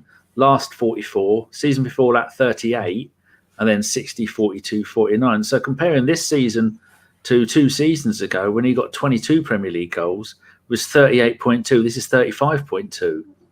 So it's a whole mess, Carl. Did you get cut off? Yeah, don't know what happened playing Sky Internet. I'm not too sure what's happening. Maybe it's like Femi said, if I caught the back end of what he was saying. Maybe his heart's just not in it anymore. Like, he maybe just doesn't want to play. Because I don't know if you, Josh, you've put this in our group a lot of times, when he only plays well when he's happy. When results go against him, either like even like things like media interviews. When Arsenal lose, you never ever see Aubameyang do media interviews. I mean, when we went through that rough patch between sort of October and January, February, not once did you see Aubameyang come out and say, "Yeah, you know what, we never played well. That obviously we need to train harder, or we need to play better." It was left to the kids doing it. Now, as a captain, number one, he should be doing that. But do you think it's more of a confidence issue? Like, obviously, if he's got people around him, or we are playing well, then that's when he plays better. Yeah, I think it could be a case of just it's been a difficult season for people, or a difficult year generally. I mean, we can talk of another one of our own in terms of Thierry and his role at Montreal Impact, that he just said he just had to resign at the end of it because he just couldn't be with his family, stuck in lockdowns, not as freely available to move around. And Aubameyang's obviously got family dotted all across the world and hasn't necessarily been able to see them as much. And that kind of, brushes a bit off your kind of ego, your general charisma level drops down a bit. As you say, he kind of lost his mojo this season. And it could be down to similarly what Henry said, that the reason he left Montreal was just it was a difficult season. As we've kind of mentioned, there were things we've seen from Aubameyang this season, the malaria diagnosis. And Danny, your phone is too close to your microphone. I could hear that vibrate. You would be having kittens if my phone was that close to my mic. You're very, very right. Sexy Frank's just sent me a message, so just making sure that there wasn't anything important. But would you say part of Aubameyang's game is his ability to dribble? Successful dribbles this season, 12. What was it last season? Is what I would say to that. Obviously, being able to get in behind and scoring is great for him, and it does seem like we haven't been able to get him the ball, but also I don't think his movement's been good enough for us. It's been a very odd season generally. Last season, 28. Yeah, so that's one reason he's not getting the ball and he's not beating players. It's always going to be difficult when you can't do that. First half of the season, Arteta couldn't make his mind up on whether to shit or get off the potty with Lacazette and Aubameyang, constantly moving them around. I remember there was that time for a run of maybe 10 games when Aubameyang did play. He spent the whole game looking up, going, "Yeah, we could do it with Giroud here because I'm not really getting much luck in the air. I need it at his feet." Yeah, he always said, as a defender, the thing that would worry you most about Aubameyang is him running at you with the ball, not waiting in the area for a shit corner to come in. Yes, the crossing period of the season is what we should call it. The cross and hope. It was amazing. The Spurs game, I think, summed that up, where we had like 13-something crosses in that game and we had no one in the box. It was, that period of the season. I'd say that period was any period of the season where Kieran Tierney was on the field, because that guy would just head down, straight to the corner flag, bang, smash a cross in and hope somebody is there. Yeah, I think that was just incredibly frustrating. That seemed to be our only tactic. And for a bit, it was working. But as you say, there was that Spurs game where we just kept throwing them in, and we must have had like David Moyes level, like 40 or 50 crosses. But Well, actually, remember that Liverpool game? Was that this season where Liverpool had about 60 crosses against us in the second half? Yeah, because they just couldn't do anything. Yeah, it was silly. I found one with a stat for you. It's this season. It is completed crosses into the 18-yard box, not including set pieces. Tierney 14, Willian 10, Aubameyang and Bellerin 9, and Saka 8, and everyone else is below 5. Bloody hell! How many assists did Tierney get this season from his 14? 5, I think. Crosses. Yeah. Not good. No. I mean, I kind of want to sort of focus on. Let's talk about no Europe this season. So, next season. So, we're not in Europe. It felt like it this season as well. I mean, it was in the grasp of our hands. I mean, I was watching the game at work, and we was winning, and Spurs were losing, and you thought, okay, it's all kind of going our way. We're going to get there, and Spurs pop up with 2 goals at the end. Total bottle job by flipping Leicester. Don't know what happened to them. And people are screaming Brendan Rodgers. I mean, it could be the team, it could be him, who knows? But that's twice in a row now he's done it. He did it last season as well, when they were bang on for Europe Champions League and they didn't get it. And the same this season. Danny, are you happy that we are not in any European competition this season? Yes, extremely happy. This made-up bullshit where we'll be playing games at pitches where the Hogwarts Express is going along the side of the pitch during the game.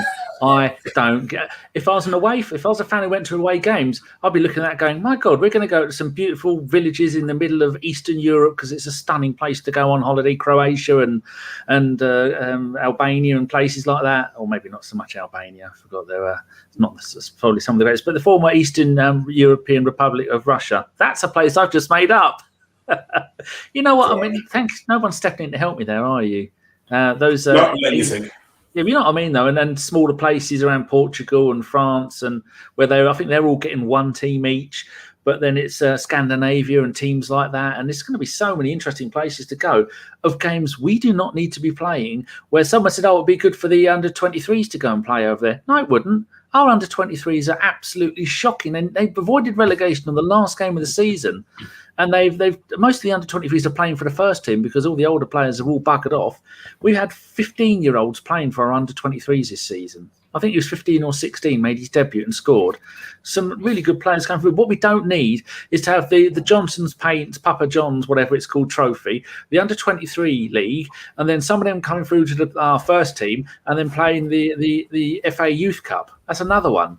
It's too many games for those young players to go in for playing an entire season of Europe to get into the Europa League.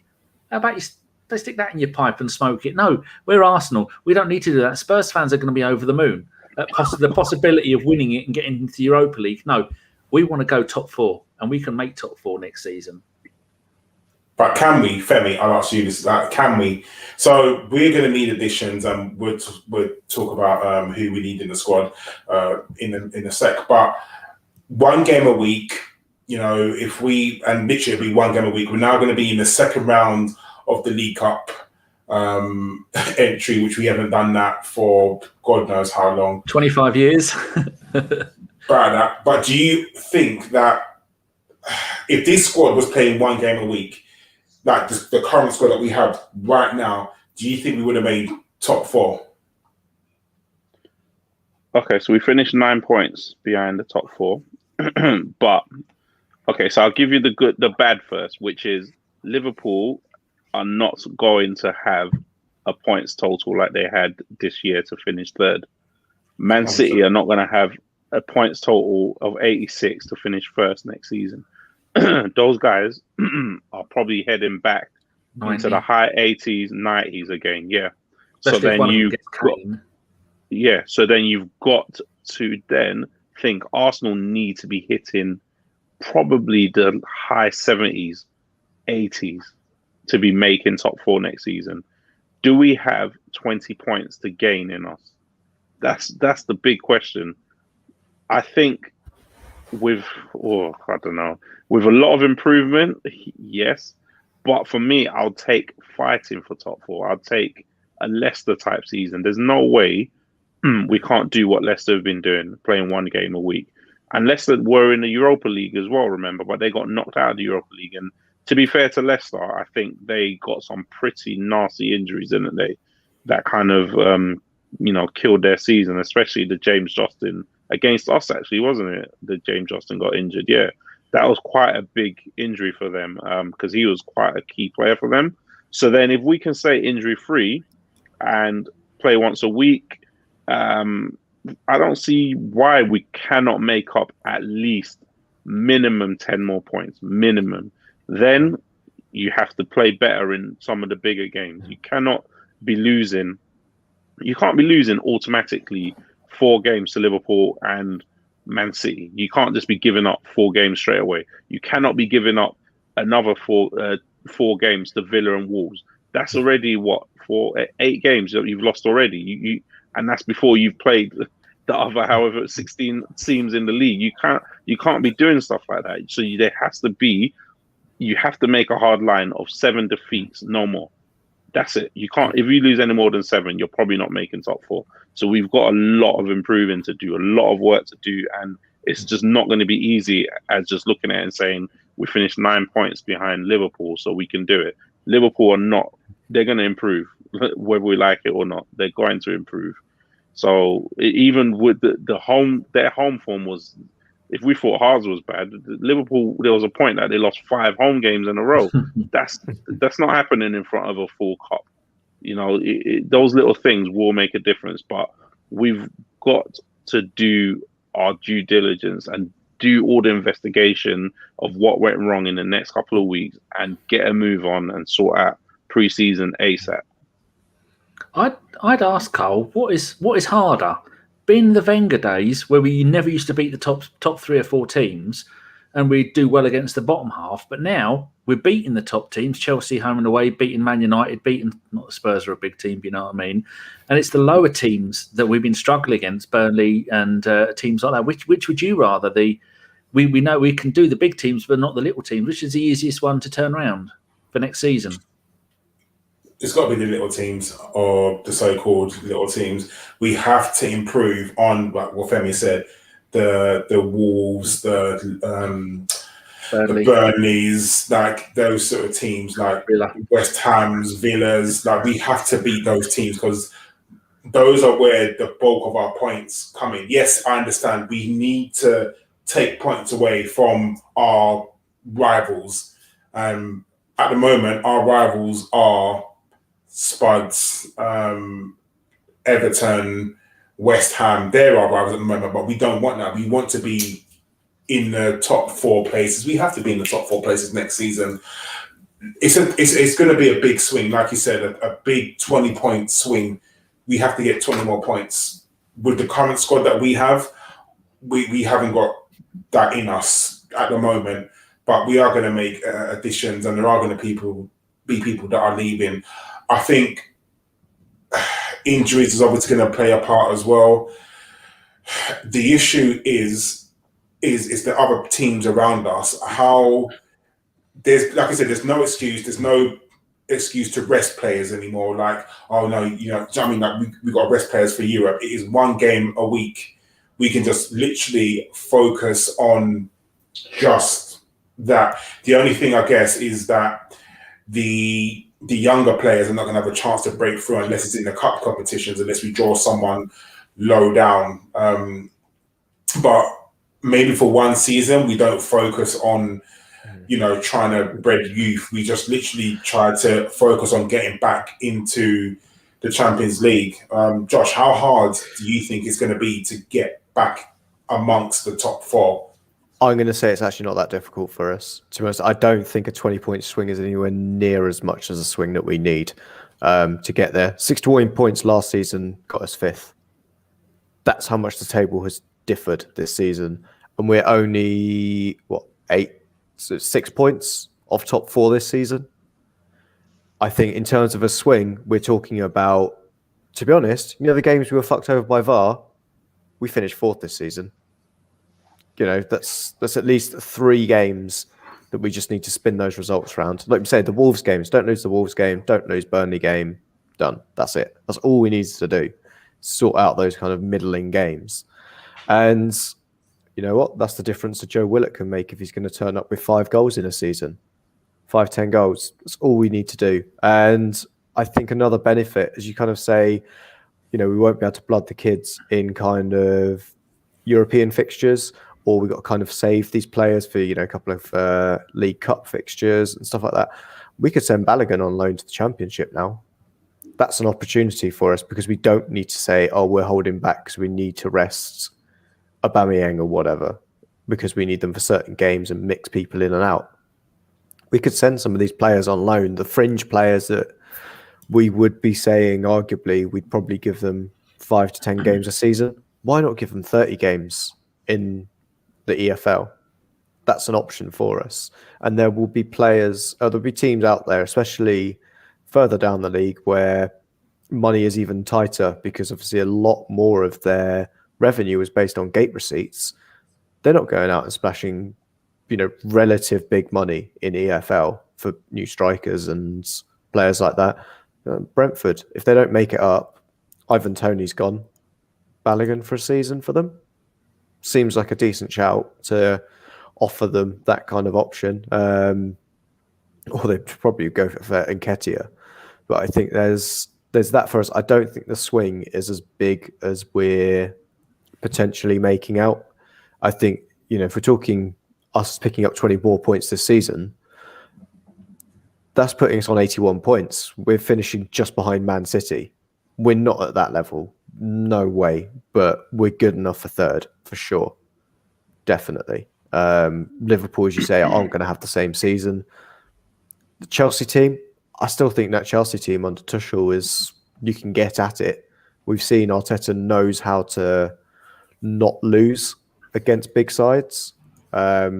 We've got our best ever run against the top 6 since probably at least over a decade against those kind of teams. I'd say probably if it was any longer, Man City and Chelsea weren't actually clubs at that point, were they?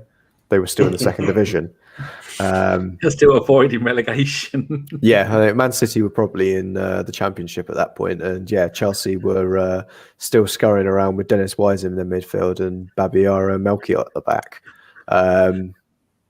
But I think for me, I'm pretty positive in terms of Arteta should be knowing now what he wants in his squad. He should be able to streamline this summer. I think it gives us a great opportunity to clear out a lot of players that you might and ah about. Like having Lacazette and Aubameyang. If you're in Europe, you're like, yeah, we probably do need 2 top-class world-class strikers in the squad. We can afford to get rid of one now. Have a kind of in-between player, let's say like Ivan Toney, or you've got Daryl DK, who's on loan from Orlando City, that's at Barnsley. There's the strikers out there that we can have as you could be great. Usama Ward is another one at Celtic.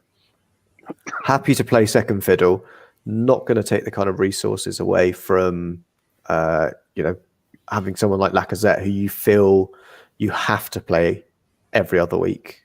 This is someone that comes in for 10, 15 games. It's got the quality. That's what we should be looking at. And I think that's the perfect excuse of not being in Europe, that a lot of those kind of players are like, oh, yeah, I don't fancy it. Or especially with like Granit Xhaka. He's 28 now, isn't he? Does he want a season outside of Europe? Really? Just looks at things, he's probably been promised the fact that we'll be in the Championship or be in the Champions League in the next 2 or 3 seasons. He's been told that every summer for the last 3 years that, you're part of my plans. You'll get back we'll be back in next season. Just mark my words. And it's not happened. He's probably thinking it's time to go. And we could get a new guy in who you could say to them, yeah, we're not in Europe this season, but we'll be in Europe next season.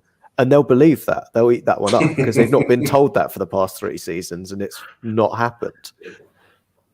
I think that's the level we're at the moment. I think it's a good opportunity for us to do things like that. Just to have a clear out. Do you think that possibly, with the fingers crossed it doesn't happen, the re-emergence of COVID come autumn, winter, if we're not in Europe, that's going to take a hell of a lot of strain off of the club, because that was an absolute nightmare. The week before the game, you don't know what country you're going to be playing in. I mean, it certainly doesn't help with all the preparation, but I think the big thing we're going to see from it is the fact that we're not playing a game every 3 days. And Arteta has got a pre-season, plus he's got an entire week to not only work on how do we stop the team that we're playing against, which I think has been the tactic in almost every fixture we've played. It has never been about what can we do, because he hasn't had the requisite time to really get ideas across. It's all been about, Nicolas Pepe, this is the left back that you're playing against this week. This is how you stop him. Not, this is the left back that you're playing against this week. This is the stuff we've been doing in training for your attacking play. Try this out. We've just not had that. And I think next season, it gives us that opportunity to really, I'm expecting by Christmas, we've seen, I don't want to use the word the process, but we've seen what Arteta wants Arsenal Football Club to be playing, the kind of football. We should be seeing that identity by Christmas because of the time that we've had.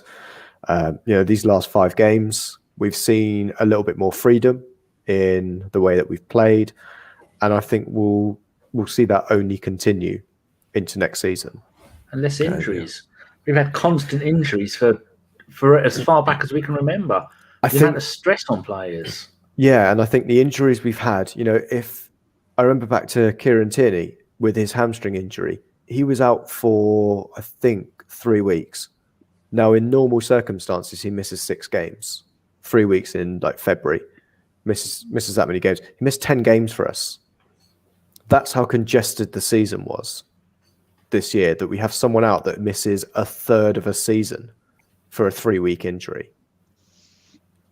And I think that's kind of, because this thing's true of the problems we've had this season, is how much an injury to a player that is huge for you just has such a huge effect on the season as well. But Thomas Partey, again, out for 3 or 4 weeks, again, will be 10 games in certain areas of the season, maybe even more, because it was just so congested. And the fact it's 38 games next season, plus I'm expecting, and I should say the expectation, that we get to at least the semi-finals of both domestic cup competitions. That should be a given. We should be taking the League Cup seriously. We should be getting to the final of that, arguably. But I'll give us the benefit of the doubt of, picking Man City or Liverpool in the draw.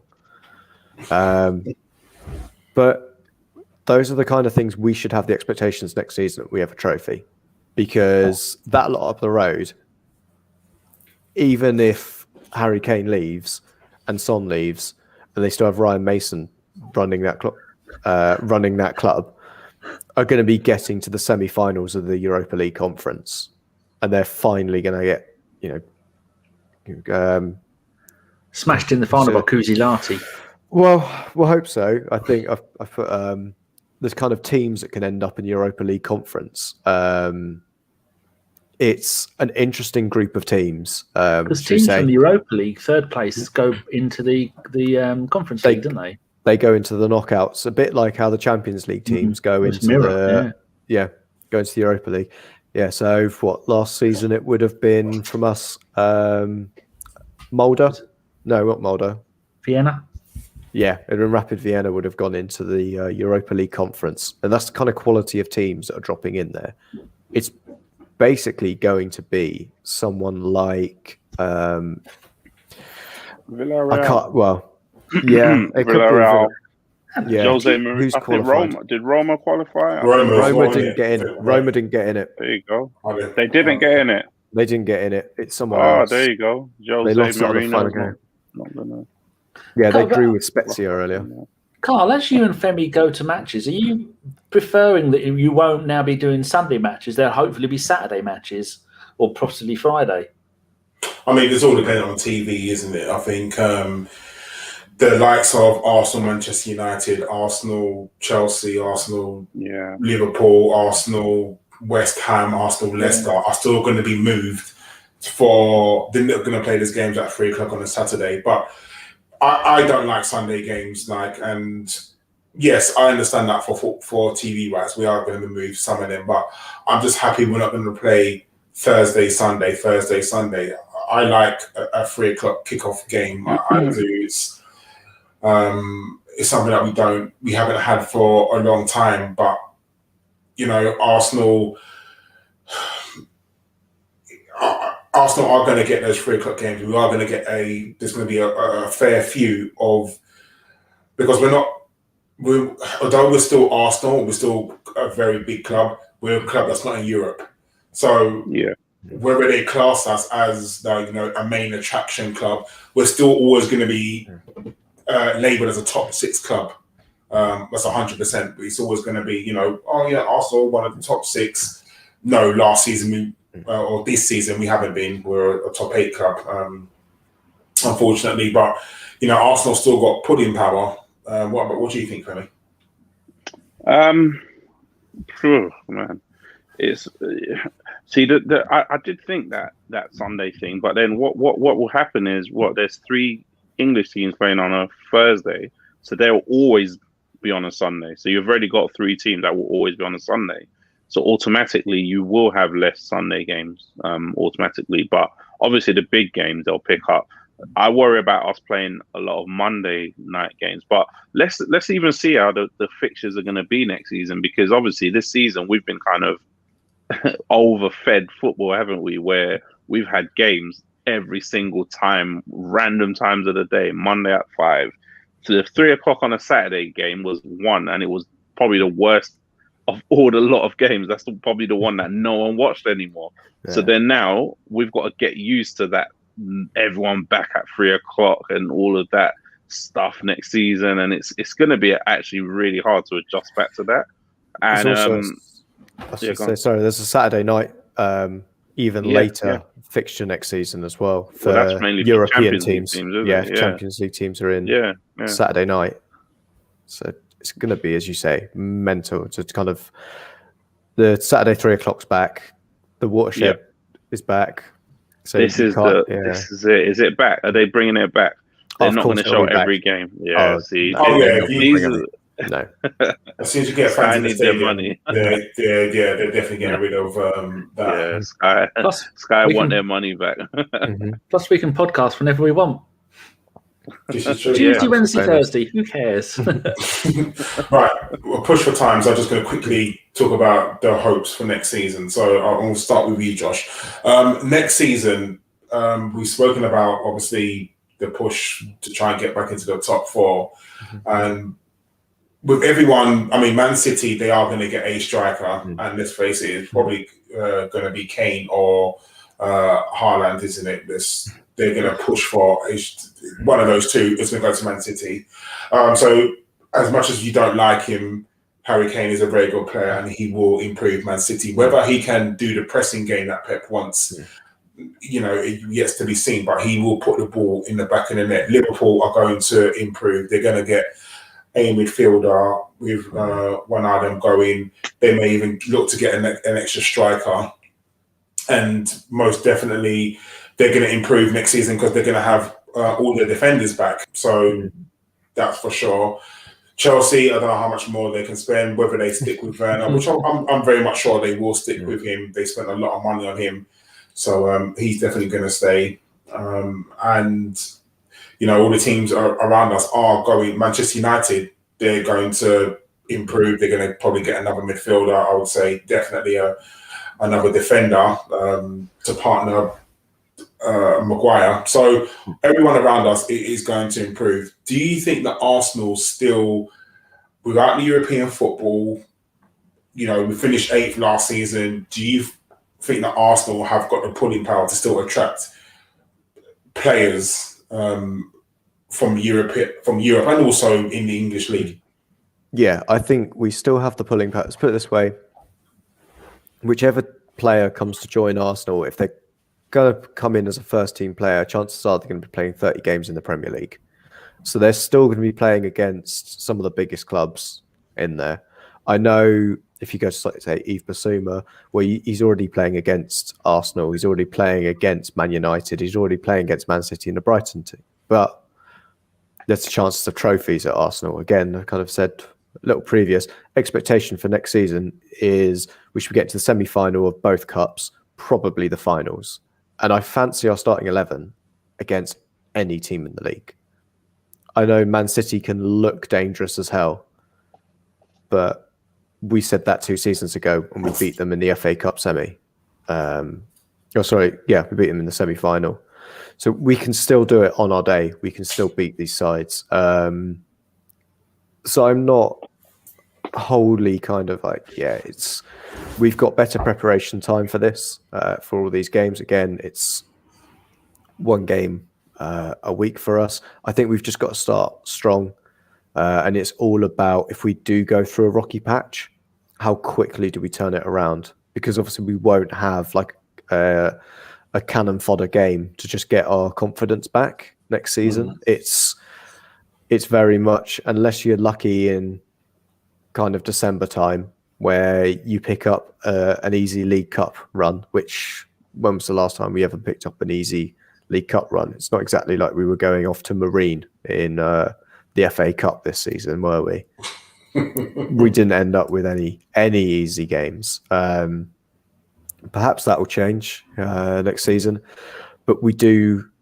It's how quickly we turn around and how the fixture list is kind of set out for us. But I think our expectation would be super high, and we're still a draw. People will still want to come to Arsenal. Nostalgia does a great thing for people. You know, remember how we talk about how great we were back in. You know, there's a guy who owns Spotify is currently tugging on people's heartstrings by saying we're going to bring back Arsenal DNA by pointing to a team that was specifically Arsenal DNA for a 5 to 10 year period where they played together. Whereas I know Steve Bold's just left, but look at the amount of ex-Arsenal players or people who have been affiliated with Arsenal Football Club for more than a decade that are in key positions for us. You know, I say Vinay, he's been with us for 10 years. We've had players that we label as legends, or you know, cult heroes that have had less tenure at the club than he has. So I think he's on a similar level of he's performed well in his role, obviously, because if he was shit, he wouldn't have got to the level of being our chairman or CEO. And I think it's the same that there's still people who would have grown up watching. I know it's going to make us feel old, but the 20-year-olds, you know, were growing up and they kind of remember the Fabregas, Arshavin, us beating Barcelona at the Emirates. Kind of, that's what they remember as the great Arsenal team. They weren't sadly old enough to remember the Invincibles. We can't pull on that string anymore, but there are still players out there that would have watched Arsenal. And from what we hear from players after they've joined, Mikel Arteta is a hell of a salesman for getting players to join. Thomas Partey joined us. I know we hit his release clause, but he still had to come here. And, you know, he's gone from potentially having a title with Atletico Madrid this season to come and finish 7th or 8th at the Arsenal instead. We still have a significant pool, and I wouldn't be worried until even still now. I think there's still people that go to Newcastle above a Brighton or a Sheffield United because Newcastle in the Premier League, they probably don't remember the Shearer, the Ginola days, but they remember, you know, that club is a big side. There's the opportunity to go and play again, you know, in front of 60,000 Geordies every week. And you'll be an absolute hero in that city if you just score goals for them, like St. Maximin is right now. I think we've got that draw. People will want to come to us, and they will come to us over and above teams that, you know, the market we're kind of talking about, Sanderberg, Link, Chelsea aren't going to look for him. Man City might do, but we can say to him, you'll play every week for us. Every week you'll play for Arsenal. Would you do that at a side that's above us? You might do it for Spurs, but look at our heritage.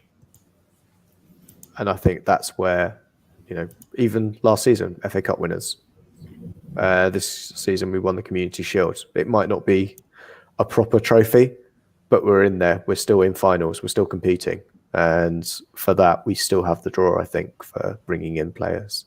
Sorry, I know I carpentered that, but I think it was important to just reiterate that we're... You can answer with one word, Femi. That's all you've got. Yeah, sorry. I think they asked Arteta in his press conference the other day, can you sell the club? The journalist asked him, and he said, if you give me an hour, I'll have you at the club signing. So clearly, like Josh said, great salesman, talks the good game, you can sell anything to a player. So I don't have a issue with that. We're going to be chasing the level of player that we will be chasing. I mean, we're not exactly going to be chasing after Jadon Sancho, are we? So I think the level of player that we'll be chasing, let's see what we do. As for hopes for next season, my biggest hope is that William Saliba is established as our starting centre back. That's my hope for next season, because I think this kid is going to be something special for the future, for someone that we can bed in next season. And my biggest hope is him and Gabriel Martinelli are starring in the Premier League next season. Those are my two hopes for next season.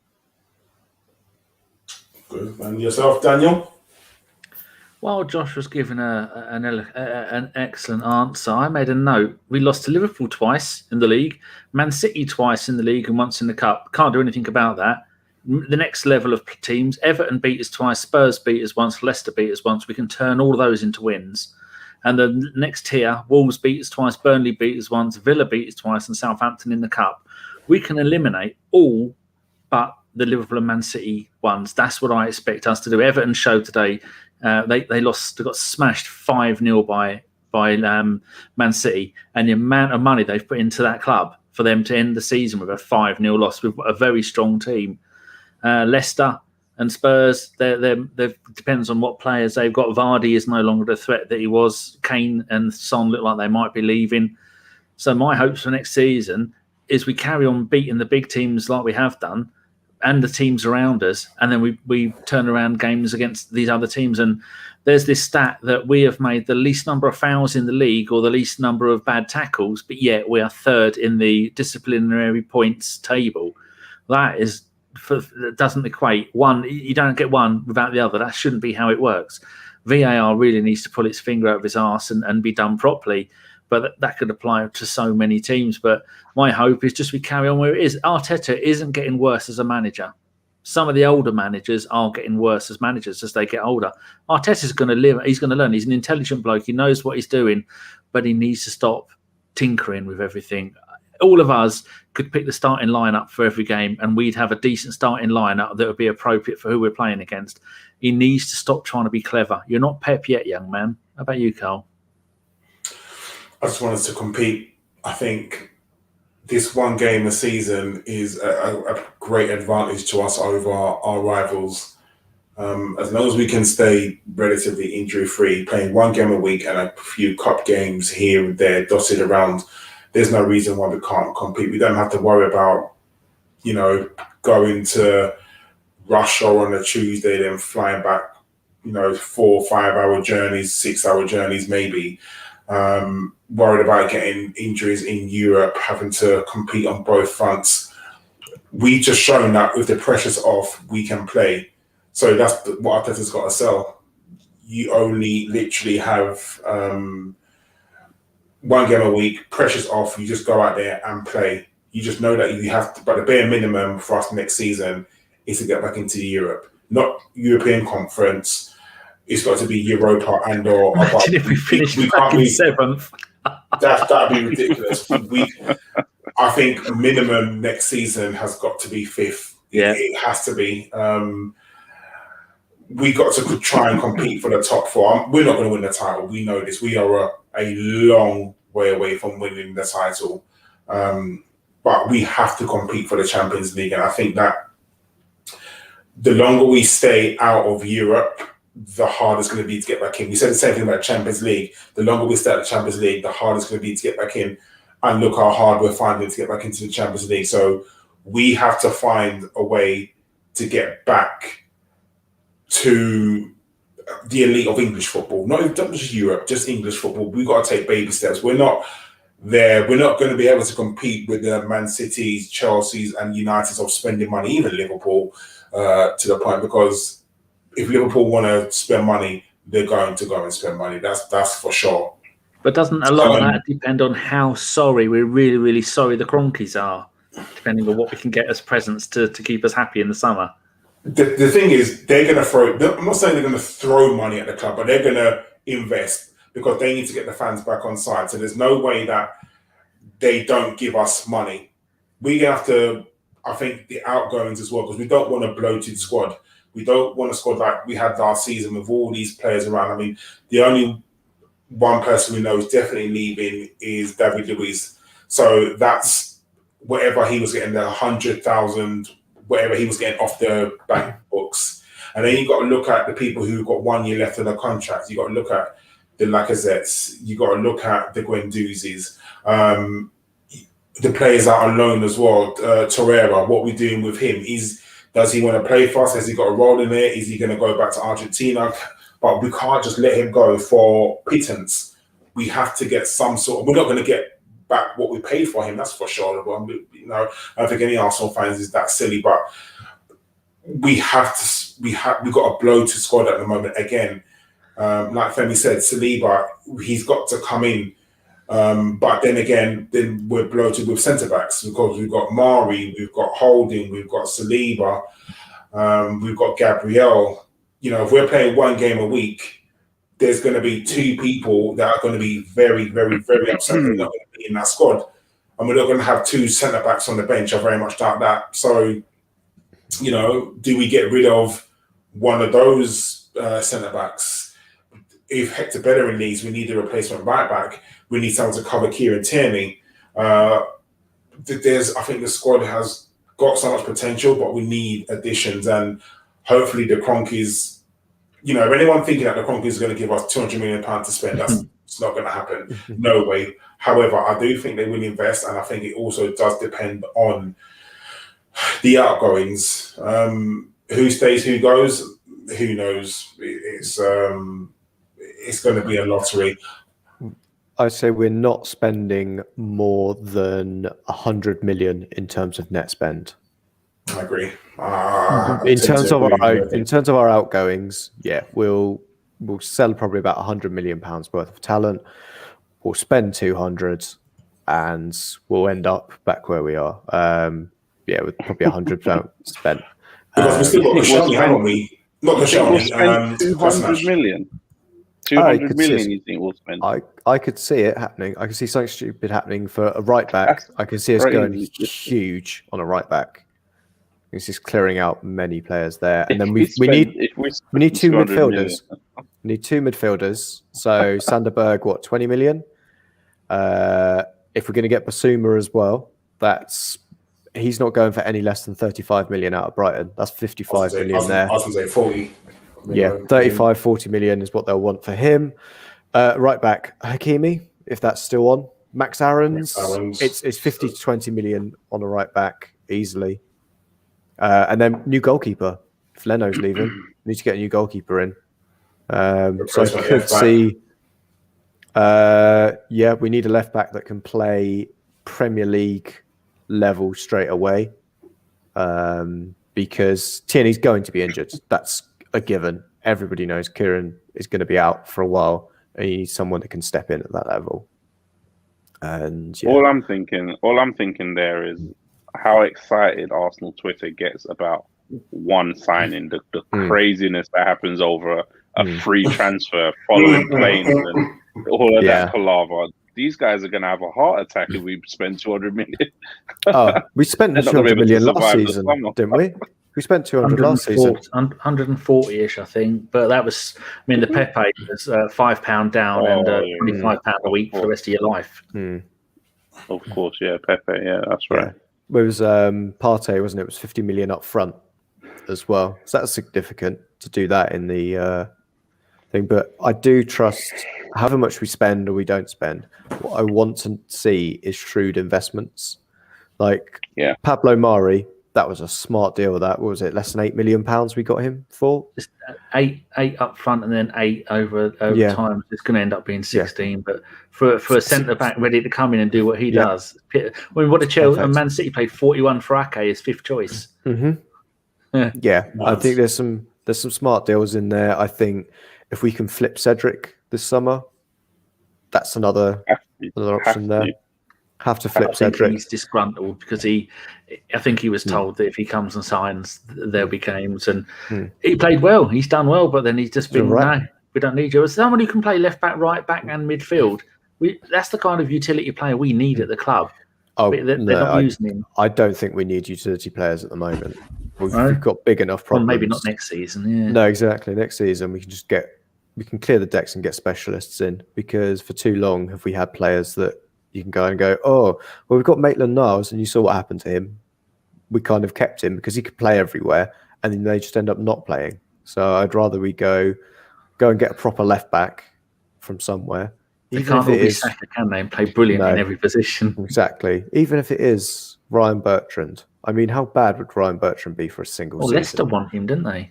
Yeah, and I think if you get a good young player that can come into the under-23s for a season, or you send out on loan, buy a player and send him out on loan. The kid at Hibs, Josh Doig. Get him, he's 18, send him to the Championship for a season, or send him to another Premier League club that's just coming up, like a Norwich. We let them have Matt Macy, didn't we? So yeah, they owe us one. Exactly. We got a pre-season with them as well. Yeah, that's payment for Macy. Yeah, we'll see that. But yeah, I think there's a couple of shrewd deals we could do. As you say, our under-23 squad, there's some great names in there that we're looking forward to, but always be better. How about Szczesny? Anyone fancy Szczesny? Because he's out from Juventus because they're getting Donnarumma, aren't they? Yep. In a heartbeat, I'd take Szczesny back. Isn't Szczesny lined up to go to Everton? That was the rumour. What? They got Pickford, England number 1. Oh, yeah. I think Szczesny's probably a top 10 goalkeeper in the world at the moment. Szczesny. Someone said he's lined up to go to Everton. No, can't see that. That's what the rumour was. I was surprised if they get rid of Ancelotti. He's been a failure of a season for all that money. What have they done? Nothing. There you go. Yeah, that's right. Yeah. Sorry, go on, Josh. I was going to say they even finished below us. That's how bad their season was. That's shocking. Didn't they?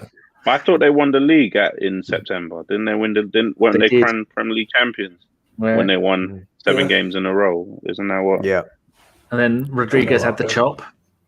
Yeah, and then Calvert-Lewin got injured. What a player he is! Imagine signing someone like that, or Watkins. That'd be amazing. This is what I'm saying. I think that Josh can probably explain more, but there are so many good Championship players. Like whether or not Brentford make it up, Ivan Toney, he's gone. He's definitely going to leave, and it takes like Masavella took a punt on Ollie Watkins. Someone will take Toney and put him into the squad, and even if let's say Swansea don't make it, Swansea made it up and Brentford don't. You go to Ivan Toney and say, you know what, you're going to be playing maybe second fiddle to Aubameyang, but you will get your chances. You will 100% get your chances. He's worth a punt. If you can, 20 million, what's 20 million is nothing in footballing times right now. So for him, it is worth definitely taking a punt. Yeah, I'd agree, especially we're in a good place right now where our second choice striker needs to be of a requisite quality and fit a mould, and we've got enough that we can get rid of in order to service that. Like, I think most of us are all agreed that Eddie Nketiah, great player, but he's not Arsenal. No. In terms of, he's just in the wrong era. Hasn't developed enough playing against men. No, that's his big issue. And then you got Lacazette as well. If you let Lacazette go and Nketiah go, and if Martinelli's going to be playing out on the wing, you've got that kind of spot available for somebody to come in and snatch it. But Lacazette, you look at his last 5 or 6 games, he got injured, he was out for 2 games, and then I think the last 7 games he didn't start any of them. That's And just from memory. he's still our top scorer. And he's still our top goal scorer this season. That says it up. Can be exciting though, Carl. It could, but Danny, do you want to touch on Steve Bold just very quickly? I did make he's now left the club. Yeah, we signed him from Stoke in June 1988. Arsenal played Stoke in, I think, the FA Cup or the League Cup the season before. Him and Bold were there. Him and Dicko were there playing for Stoke, and we signed him. And he's brilliant. 372 games for Arsenal, 3 league titles, 2 FA Cups, a League Cup, a Cup Winners' Cup. Made his debut in '88. His last game was in '99, so that's 11 whole years. I think that's how it works. We sold him to Sunderland in '99. They had a magnificent first season. I think that was the Kevin Phillips season, where they finished, I think, 3, 4th, or 5th, something like that. He spent 2 seasons there, but his last season he only played 1 game. Retired due to injury, constant injury of arthritis and stuff. And then he came back to Arsenal in 2001 as coach of schoolboys.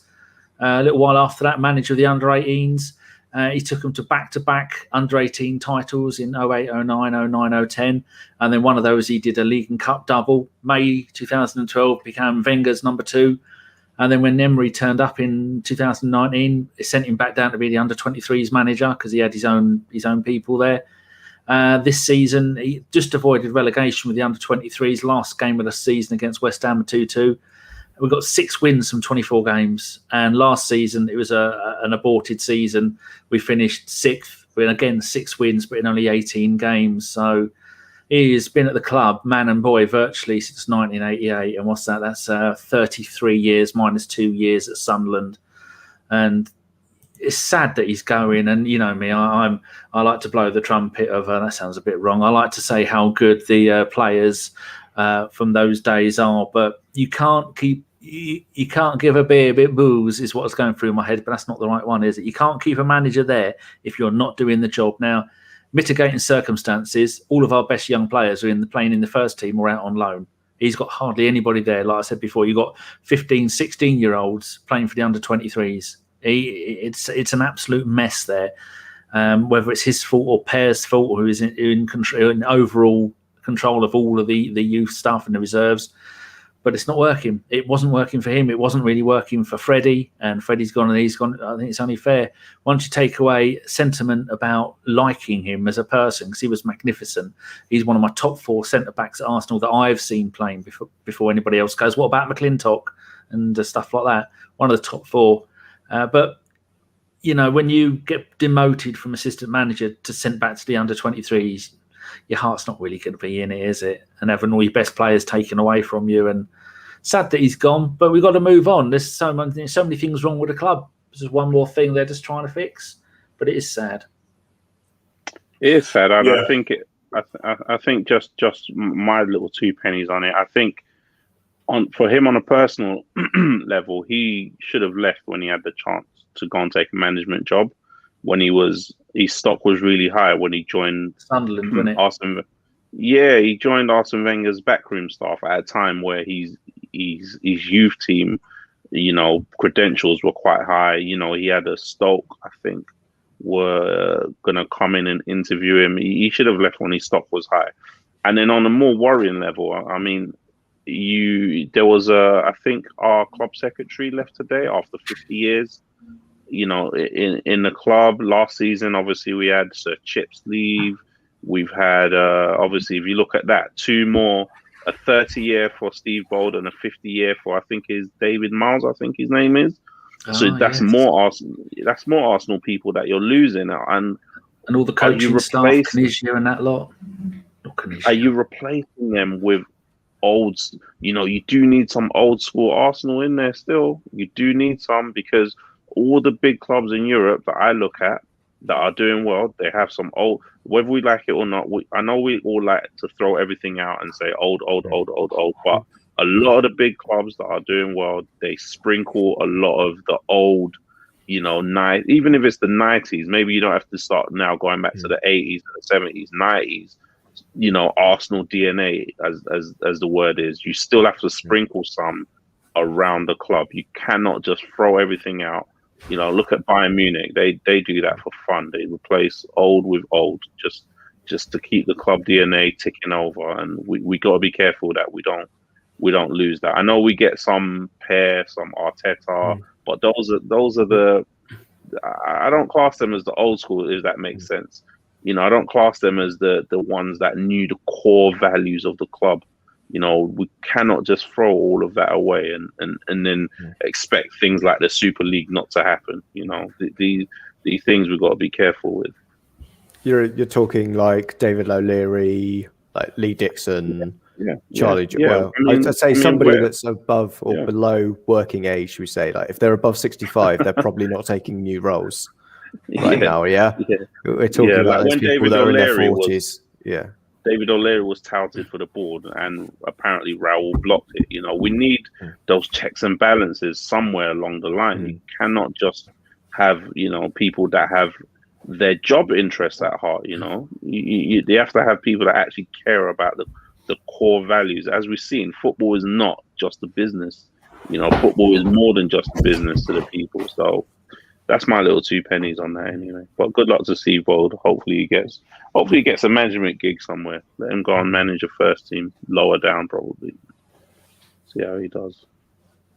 Yeah, I agree with everything you said. I think we do need quote unquote Arsenal people on the board, and it's sad. And even if they someone like a non-executive member, like someone like a Thierry Henry, to come onto the board, to do, isn't it?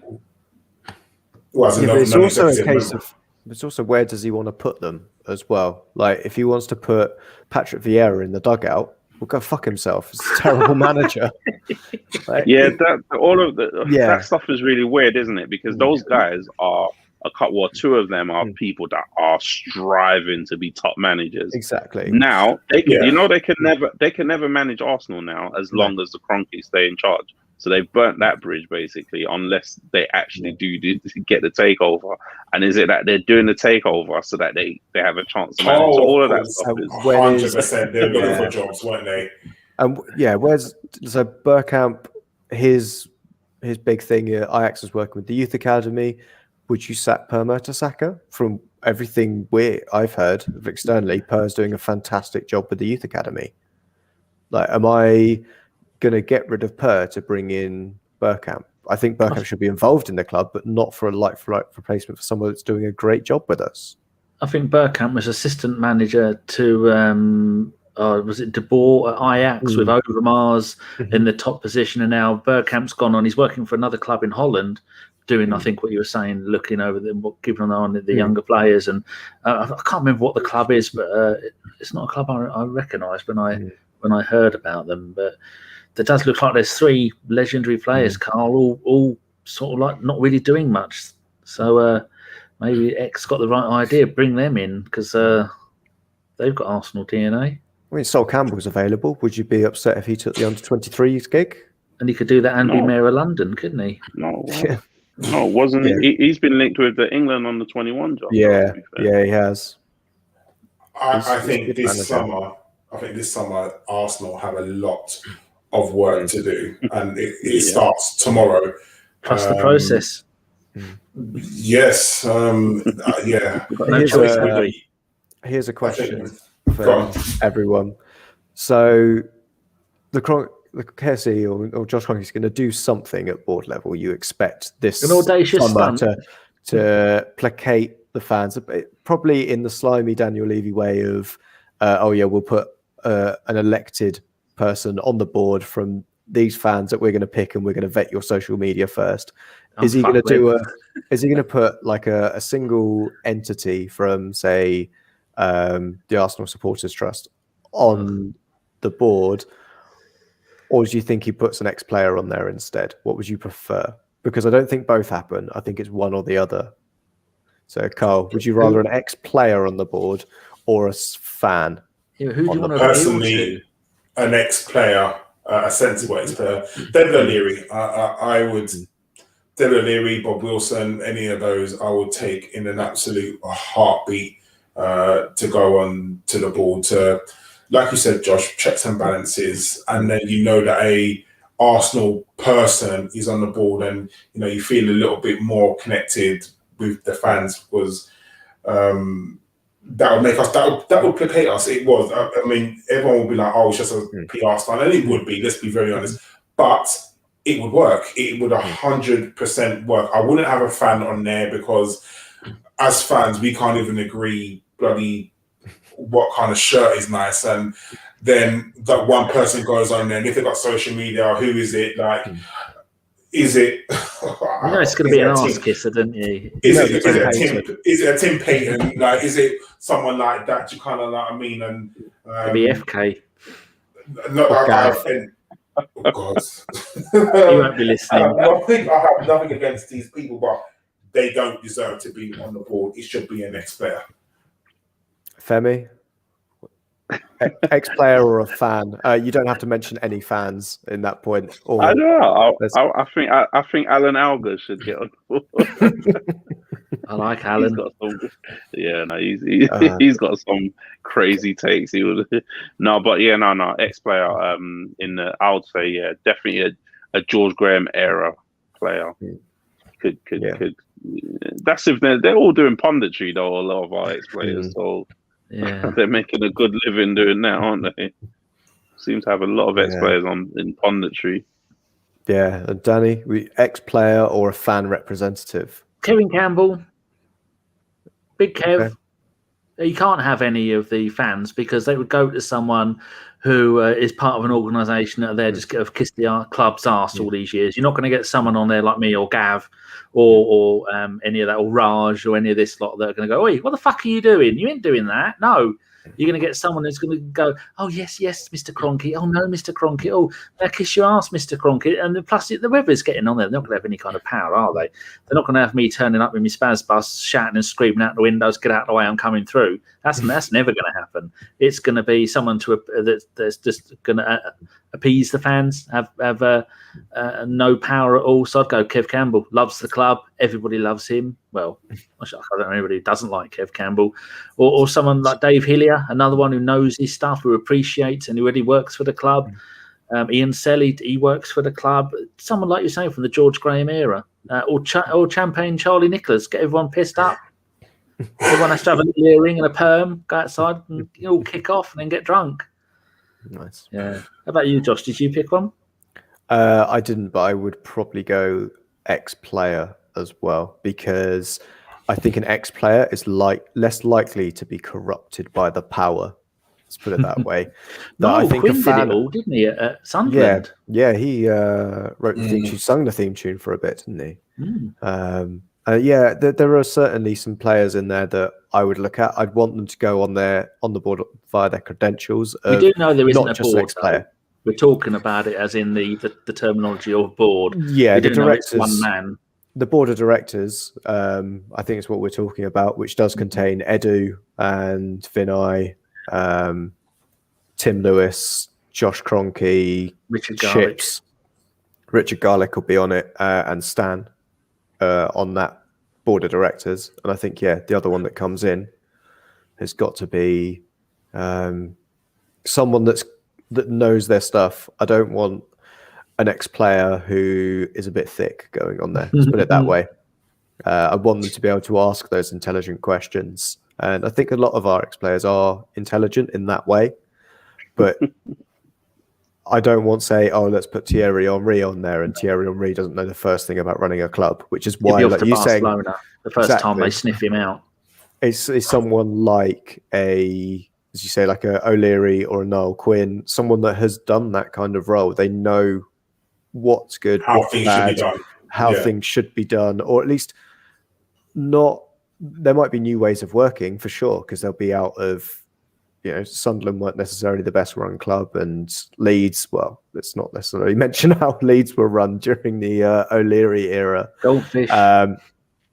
But I think it's somebody that can at least ask the right questions. Let's put it that way. And they might not be able to stop anything, but they always they'll seek it out, and they'll be able to spot things that are dodgy. And I think to a point, Tim Lewis has done a little bit of that from us, from a lawyer point of view. But you want stuff out. But you want a lawyer. You want that someone who's got that kind of keen eye, but also has the fans' thoughts as well. Who isn't necessarily their first thought, oh, what's the, I am also an employee of KSE in that regard for Tim Lewis. He's not worried about losing his job, so to speak. How about Dog the Bounty Hunter can go after Toadface and get that 30 million he stole off us? Allegedly. That's why I didn't say his name. Yes. Anyway, we've been going for 2.5 hours. Let's wrap up. So I'm going to ask you a question and one answer. Please don't carpenter it. Good luck, Josh. Where will we finish next season? Do you think? Yes, I understand the season just finished and we haven't made any signings. And we will continue to ask this question throughout the whole season. But where do you think, in your heart of hearts, we will finish next season, Femi? 5th. Daniel? 5th, and then an English team win the Champions League again, and we're back. Josh? That doesn't get us in, Danny. No. Doesn't it? I thought if someone finishes top 4 and wins the Champions League, then 5th place goes in as well. No, not anymore. Oh, don't fucking ruin it for me. Or 4th then. Have that. We're going to go full Wenger and finish 4th. Oh, dear. What do you think, Josh? I think we finish top 4 next season. Carl? I think we go 4th. I do think we finish 4th. I think. God, we're so delusional, aren't we? Well, you have to have faith, don't you? And I think we started last season with faith. I think the one game a week has got. I think the one game a week definitely gives us an advantage. Man City are going to be clear. Liverpool are going to have their players back. Van Dijk is going to be back. They're going to strengthen as well. Man United. I think Man United were very lucky this season. The amount of penalties they have was just ridiculous. I bet Ole doesn't even know how he's done most of it. It's just gone, I don't know. Fernandes, which is a fluke season. Yeah. Just the amount of penalties. Yeah, I think the amount of penalties they had, without all those penalties, they wouldn't be second. No way would they be second. And then you got the likes of Spuds. If Nunu goes there, I don't think he approves them, to be honest, because they're going to be. Kane's going to leave. So that's that. Chelsea always going to be there or thereabouts, aren't they? But like I said, will be gone by Christmas. I think they can be got out. So yeah, I don't see that. I think us finishing 4th is achievable, just as long as we get the right players. Right. Thank you very, very much for listening to us for this whole season. It has not been easy. It is not. Sometimes it's not been enjoyable for us. Sometimes it's been very hard to muster up trying to talk about Arsenal. Some shows we've had to miss, unfortunately. But we've done it. We have been here. We've spoke about Arsenal. It's been a roller coaster, as the name of the show is going to be. It's been a muchness. This season, I'd say, has hurt a lot. It's hurt all of us. Danny's gone full toilet the pram mode. I don't want to talk about Arsenal no more. He's left it to the kids to run the asylum on, unfortunately, and we've done it. I want to thank every single person for ABW who's been on this season, and I'm going to miss someone out, and I'm so sorry, but I want to thank Josh, Femi, Danny, Chris, John, Nikki, who am I missing out? People, you lot got to help me. There's been so many of us James, who's been on, and Ellis.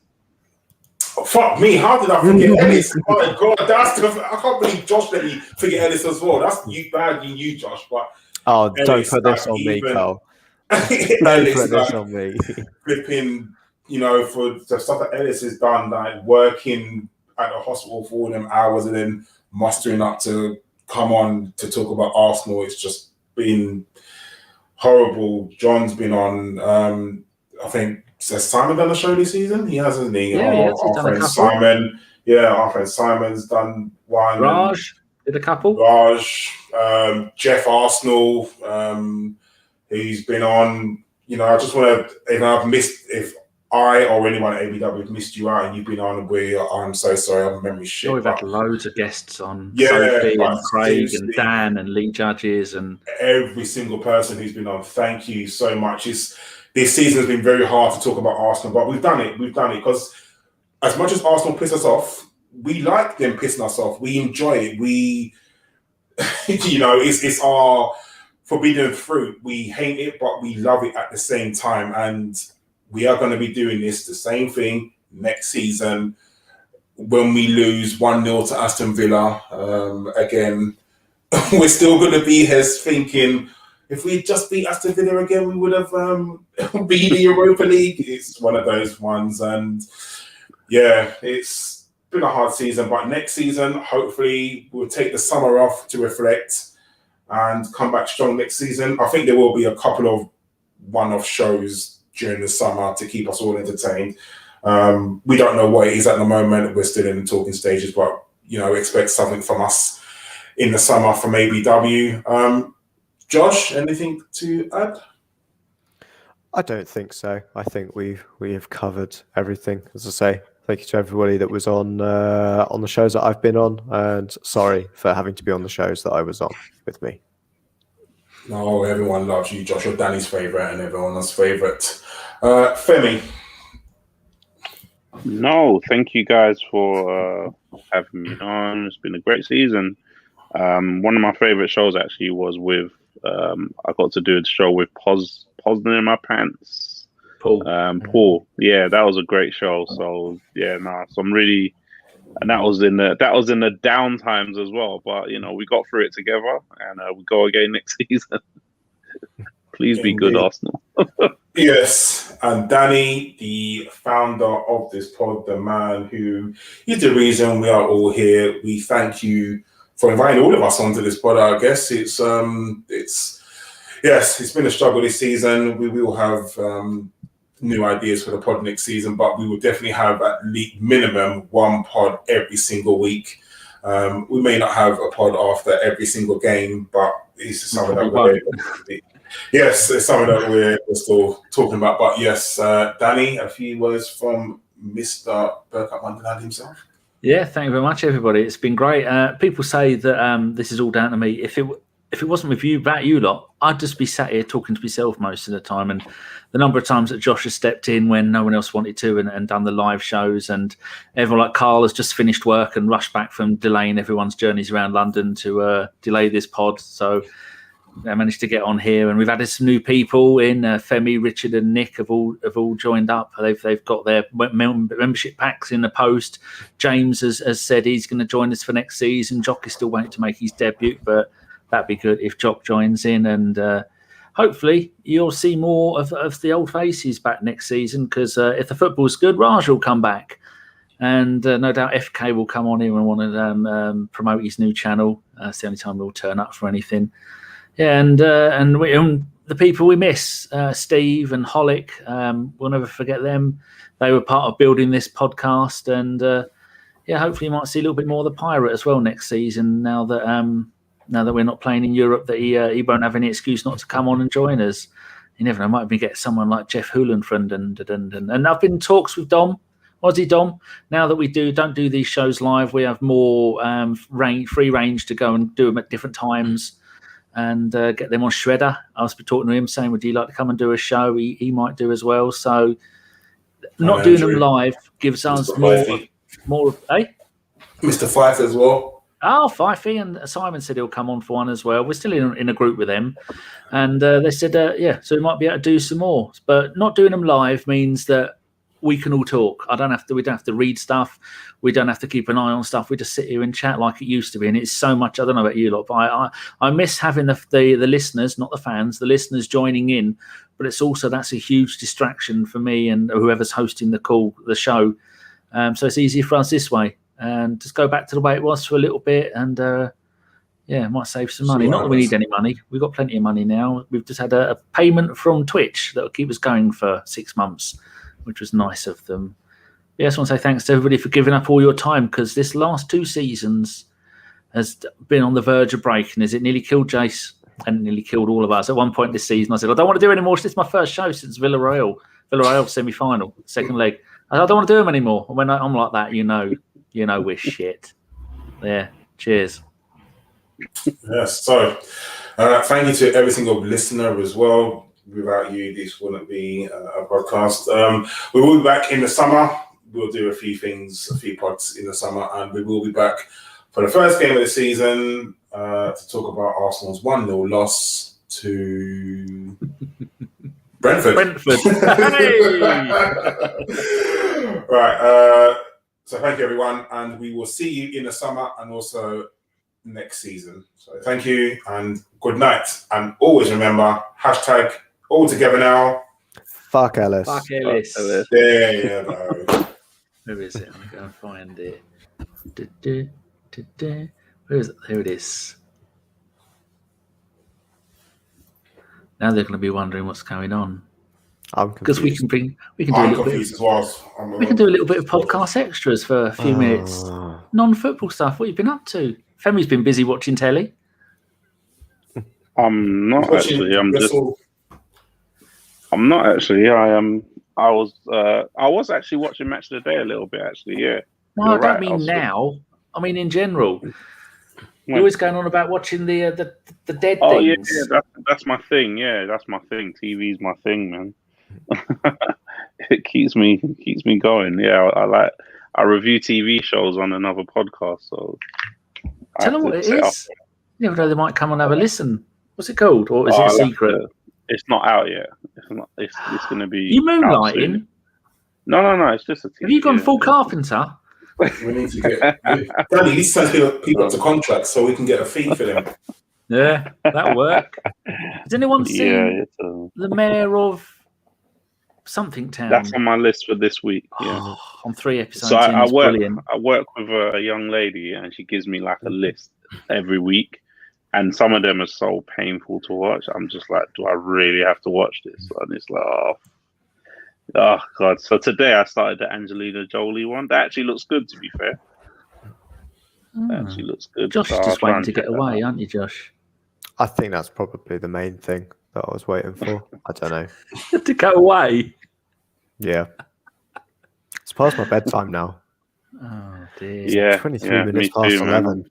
This hasn't been a very interesting extras, has it? I thought you were going to... You know what? They've listened this long for us. It's nearly 3 hours. And I think anything that they will like is the fact that this podcast just ends. And then they realise that there's...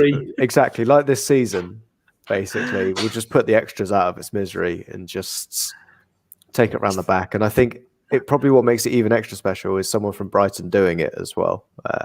Season ticket holder. I know, right? Oh my God. What's he done? Oh, did you not hear what he said? No? Killing the season for someone from Brighton. Yeah? It's just because we just played Brighton. Yeah, that's how we ended the season. So I thought it'd round it off quite nice. Oh. Yeah. Does that make you sad? What? That we beat Brighton? No, not really. Prefer Arsenal to win. We needed the points. You what, Carl? What, did we? No, not really. No. Nice to have 5 wins in a row, though. Yeah. Great way to start the new season. See if we can get that back up. It's like a semi-win because we didn't get into the Europa League conference, but Spurs did. But Spurs might win it, and then Spurs will get a trophy, and then We've only got once. The thing is, once they get their 100 million or 120 for Kane, because that's what it's going to be. And if Son says, "Okay, I want to leave as well," who are they really going to replace them with? Soldado. 6 Lamellas. They can go on. They can get what's his name, Zaha. Oh God! I think we need to remember how much debt Spurs are actually in. That stadium has absolutely wiped them out. So that 100, just say 120, 130 for Kane. They've got to pay that loan back as well. Yeah, that's got straight on the stadium. The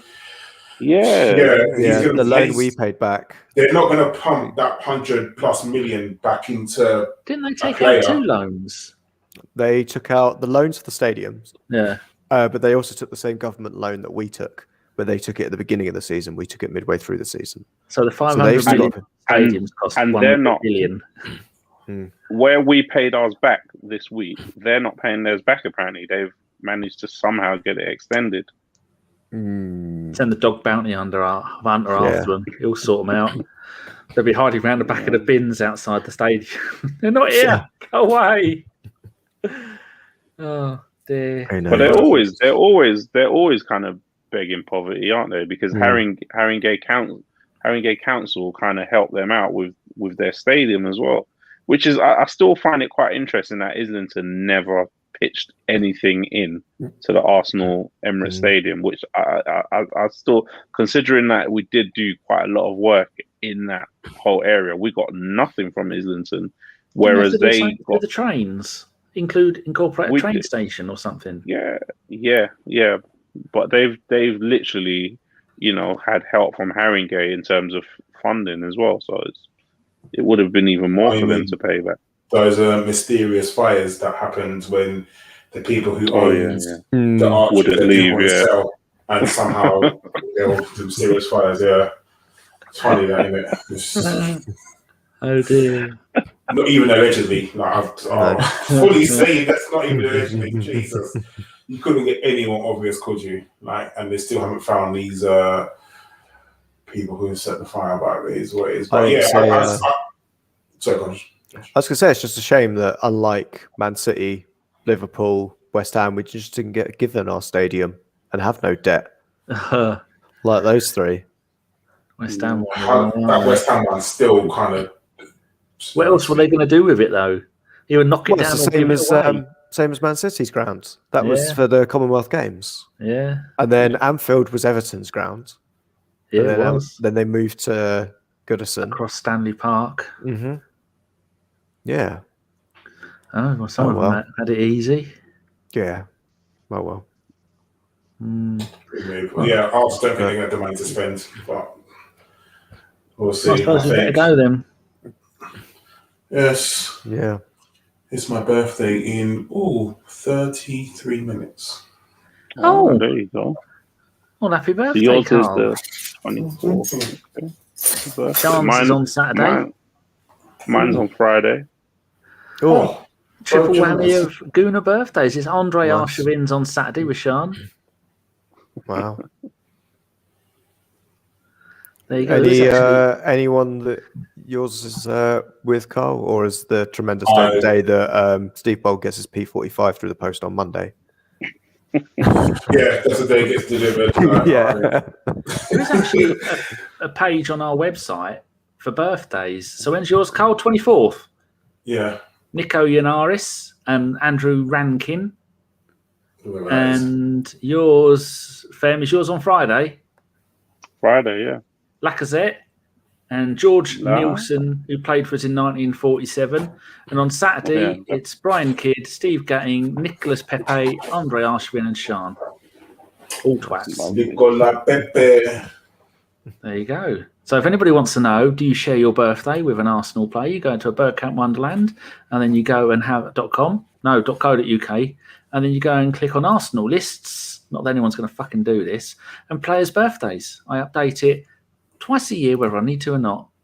Do you want me to do yours, Josh? When's yours? No. It's fine. Is that a hard no? It's a no. I'll go with that. No means no. I was looking myself, to be fair. Just scrolling you're down. the one who's visited the website this year. Excellent. Yeah. What do you think?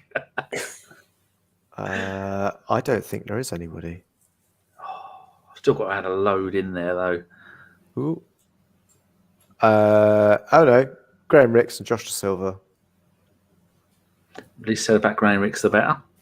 Yep. Bless him. Great player. Yeah. That's it. Oh, God. Josh Da Silva's at Brentford, isn't he? I think. Yeah, he is.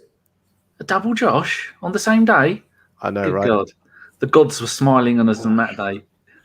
I'm sure they were. I'm just looking at your... I think...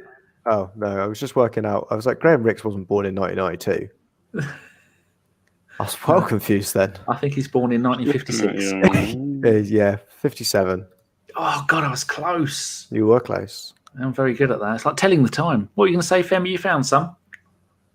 No, I'm just looking at the teams that qualified for the for the Did Europa Roma actually get Conference it? League. I mean, this is just like no, Roma didn't. Yeah, they did. Roma Oh, they 7th. did. Yeah. The so that's them in it. So The big teams, the big teams are Villarreal, Tottenham, Union Berlin, Roma, Rennes, Vitesse Arnhem, I guess, Rubin Kazan, I guess, Anderlecht, and then after that, I mean, Anderlecht's some not of too these bad, but Isn't that where Vincent Company is? the names it of was. these. Yeah, Anderlecht, where is that? He got sacked, which then just became a player. Because he was player manager. They sacked him as manager because he was doing shit. But they were like, oh shit, you're still a player. That's the beginning of last season, though, wasn't it? Yeah, it was. I don't know what's happening now. There's actually a team in this called Europa. I saw in the first round, this shows you how bad they are, the winners of the Liechtenstein Cup. They don't have a league, do they? They don't have a league, so it's the winners of the cup. It's only 12 teams in Liechtenstein, and they get into the first round. Excellent. That's what life is for. It's for living in Liechtenstein. Oh, I do think slightly it's a blessing us not being in there, but you know that Roma, like Mourinho is going to go balls out for it. He's going to want to win, especially if he meets Spurs. He meets Spurs in the final. Yeah. They played 102 games to get to the final and then get smashed by Jose. And by smashed, it'll be a 1-0. Yeah. He'll score in the first minute, and then they'll just be slaughtering him for the next, the next 92 minutes. Mkhitaryan and then they'll sign Eric Dyer, or he'll get someone like Eric Dyer. El Shaarawy back at Roma? Oh, maybe. I think he went to the Middle East somewhere, or China, for about 25-30 million. He played 18 games in 2 seasons and then come back to Rome on a free. You're thinking, I like that. Yeah, El Sad. Oh, Al Sadd. That is how I remember where. Was he? No, he was at Shanghai. What's the bloke at Barcelona? Messi's mate, central midfielder. Xavi, who's at thingy. Xavi's at Al Sadd. Yeah, that's how I remember he's there, because it makes me sad to think that he ended his career there rather than at Barcelona. Kicking where, You're right, Fem. You've been in and out. Was Santi's there as well? No, I'm just getting more water. Yeah, Santi, was it 17 goals in 20 games or something? Yeah. Jesus, like with a forearm for an Achilles tendon. Yeah. Great to see though. How about getting Santi to come back? He gets it. Put him in charge of something. He could probably get a game. I'm not sure he does. I think he's enjoying the fact that he's got nice warm weather to keep his ankle nice and supple. Yeah. 2 o'clock in the morning, it's 30 degrees. That Sol Campbell for Unders manager is a good shout, you know. I don't mind. I'd like him to get a proper league job. I think I wouldn't be surprised if he's one of the candidates for the Forest Green Rovers job. Well, he did do well with Macclesfield, didn't he? And then he did really well with Macclesfield. Did really well with Southend. And I think he was more ambitious than the clubs could afford. Yeah, basically, he was there as just kind of we'll get you because you're cheap, because you have to be cheap. You have to be cheap. For free. Yeah, he did in the end because he was owed a fuck ton of money by Macclesfield. Because he ended up paying the players' wages out of his own pocket. Well, they didn't even finish the conference this season, did they? Them and Dover just give up. I don't blame him. There's a lot of the conferences have just Barnet finished in. You had Macclesfield and Dover, the bottom 2 with 0 everything, and just above them Barnet. Yeah, amazing, terrible. Macclesfield came back as a club though. I think there's now a Phoenix club run by Robbie Savage. So careful what you wish for. Yeah, that twat. I am quite shocked that more teams didn't go under during this, because a lot of teams do just rely on matchday revenue, and I'm quite shocked. I think they've kind of held a lot, like FFP things, and a lot of the things the government did in terms of what taxes you have to pay. I think they've relaxed a lot for clubs, for football That's why clubs. Dover Anyway, couldn't carry on playing, wasn't it? Because their players were on the they furloughed them, didn't they? yeah, they furloughed them, Mm. and then they just used other players for it. So well, we're not bringing them back. We can't afford it. You can't bring them back with no crowds. Yeah. So you can stay on furlough, and we'll get other people in. I get someone for tenner a game. Yeah. I think it was them. Yeah. I'm not sure if it is all of them, but mainly the high earners. Yeah. Get away. They need to do something with the Premier League. It'd be nice if each Premier League club adopted a conference club, or maybe one from each of the levels, or had some kind of affiliate with it. Because otherwise, we're going to lose all the lower league clubs.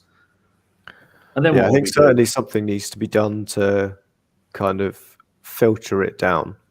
But I also don't want to give them a load of money, because if you've got a bad owner in there that's running a club owner, with it. if you're still going to if you throw them an extra million, that million's still going to be spent poorly. Doesn't matter how much they've got. But it's ground maintenance and ground rent and utility bills. They're the ones that you could help them out with. Yeah, for sure. I would. If I owned Arsenal, I'd take Barnett under my wing. But there's no way that Arsenal don't probably throw Barnett some money, because it's all Boreham Wood, isn't it? I think if Barnett and Boreham Wood said to Arsenal, "Oh, you've got this kid in your academy, can we have them on loan?" Chances are they would say, "Oh, we weren't thinking of loaning him out, but actually, go on, have him." Yeah, we got one bloke on loan at a conference team, the one that was at Cork City, centre back. Can't remember his name. Aluwu, maybe Joseph Aluwu, and then they are just dog shit, and they're not even playing him. And then Zach Medley got relegated with Kilmarnock. That was not good. Is that you, Carl, watching telly? That's not me. That's not me. It was me. Oh. Is that a sign that we should go, Carl? No. I had my TV on pause, and on Sky, if you take your TV off pause after an hour, it just starts playing. Nice. Do indeed. Well, it's 11:30. I think we should be going. I think that's plenty extras for them, boring them. Right. Cheers, gentlemen. I shall see you in the WhatsApp groups. See you later. Cheers for us organising it, Carl. Save me the bother. Sunny. When we sign Messi for free, then we obviously have to do an emergency podcast, I was going to say that on the show, I was going to say that. We're still recording. I'm waiting for you to go off record before I go what the get excited transfer of the summer is that I'm pretty sure we're going with. Well, we'll have to stop on that bombshell. Right, everyone. Thank you very much. See you all later. Bye. Take care.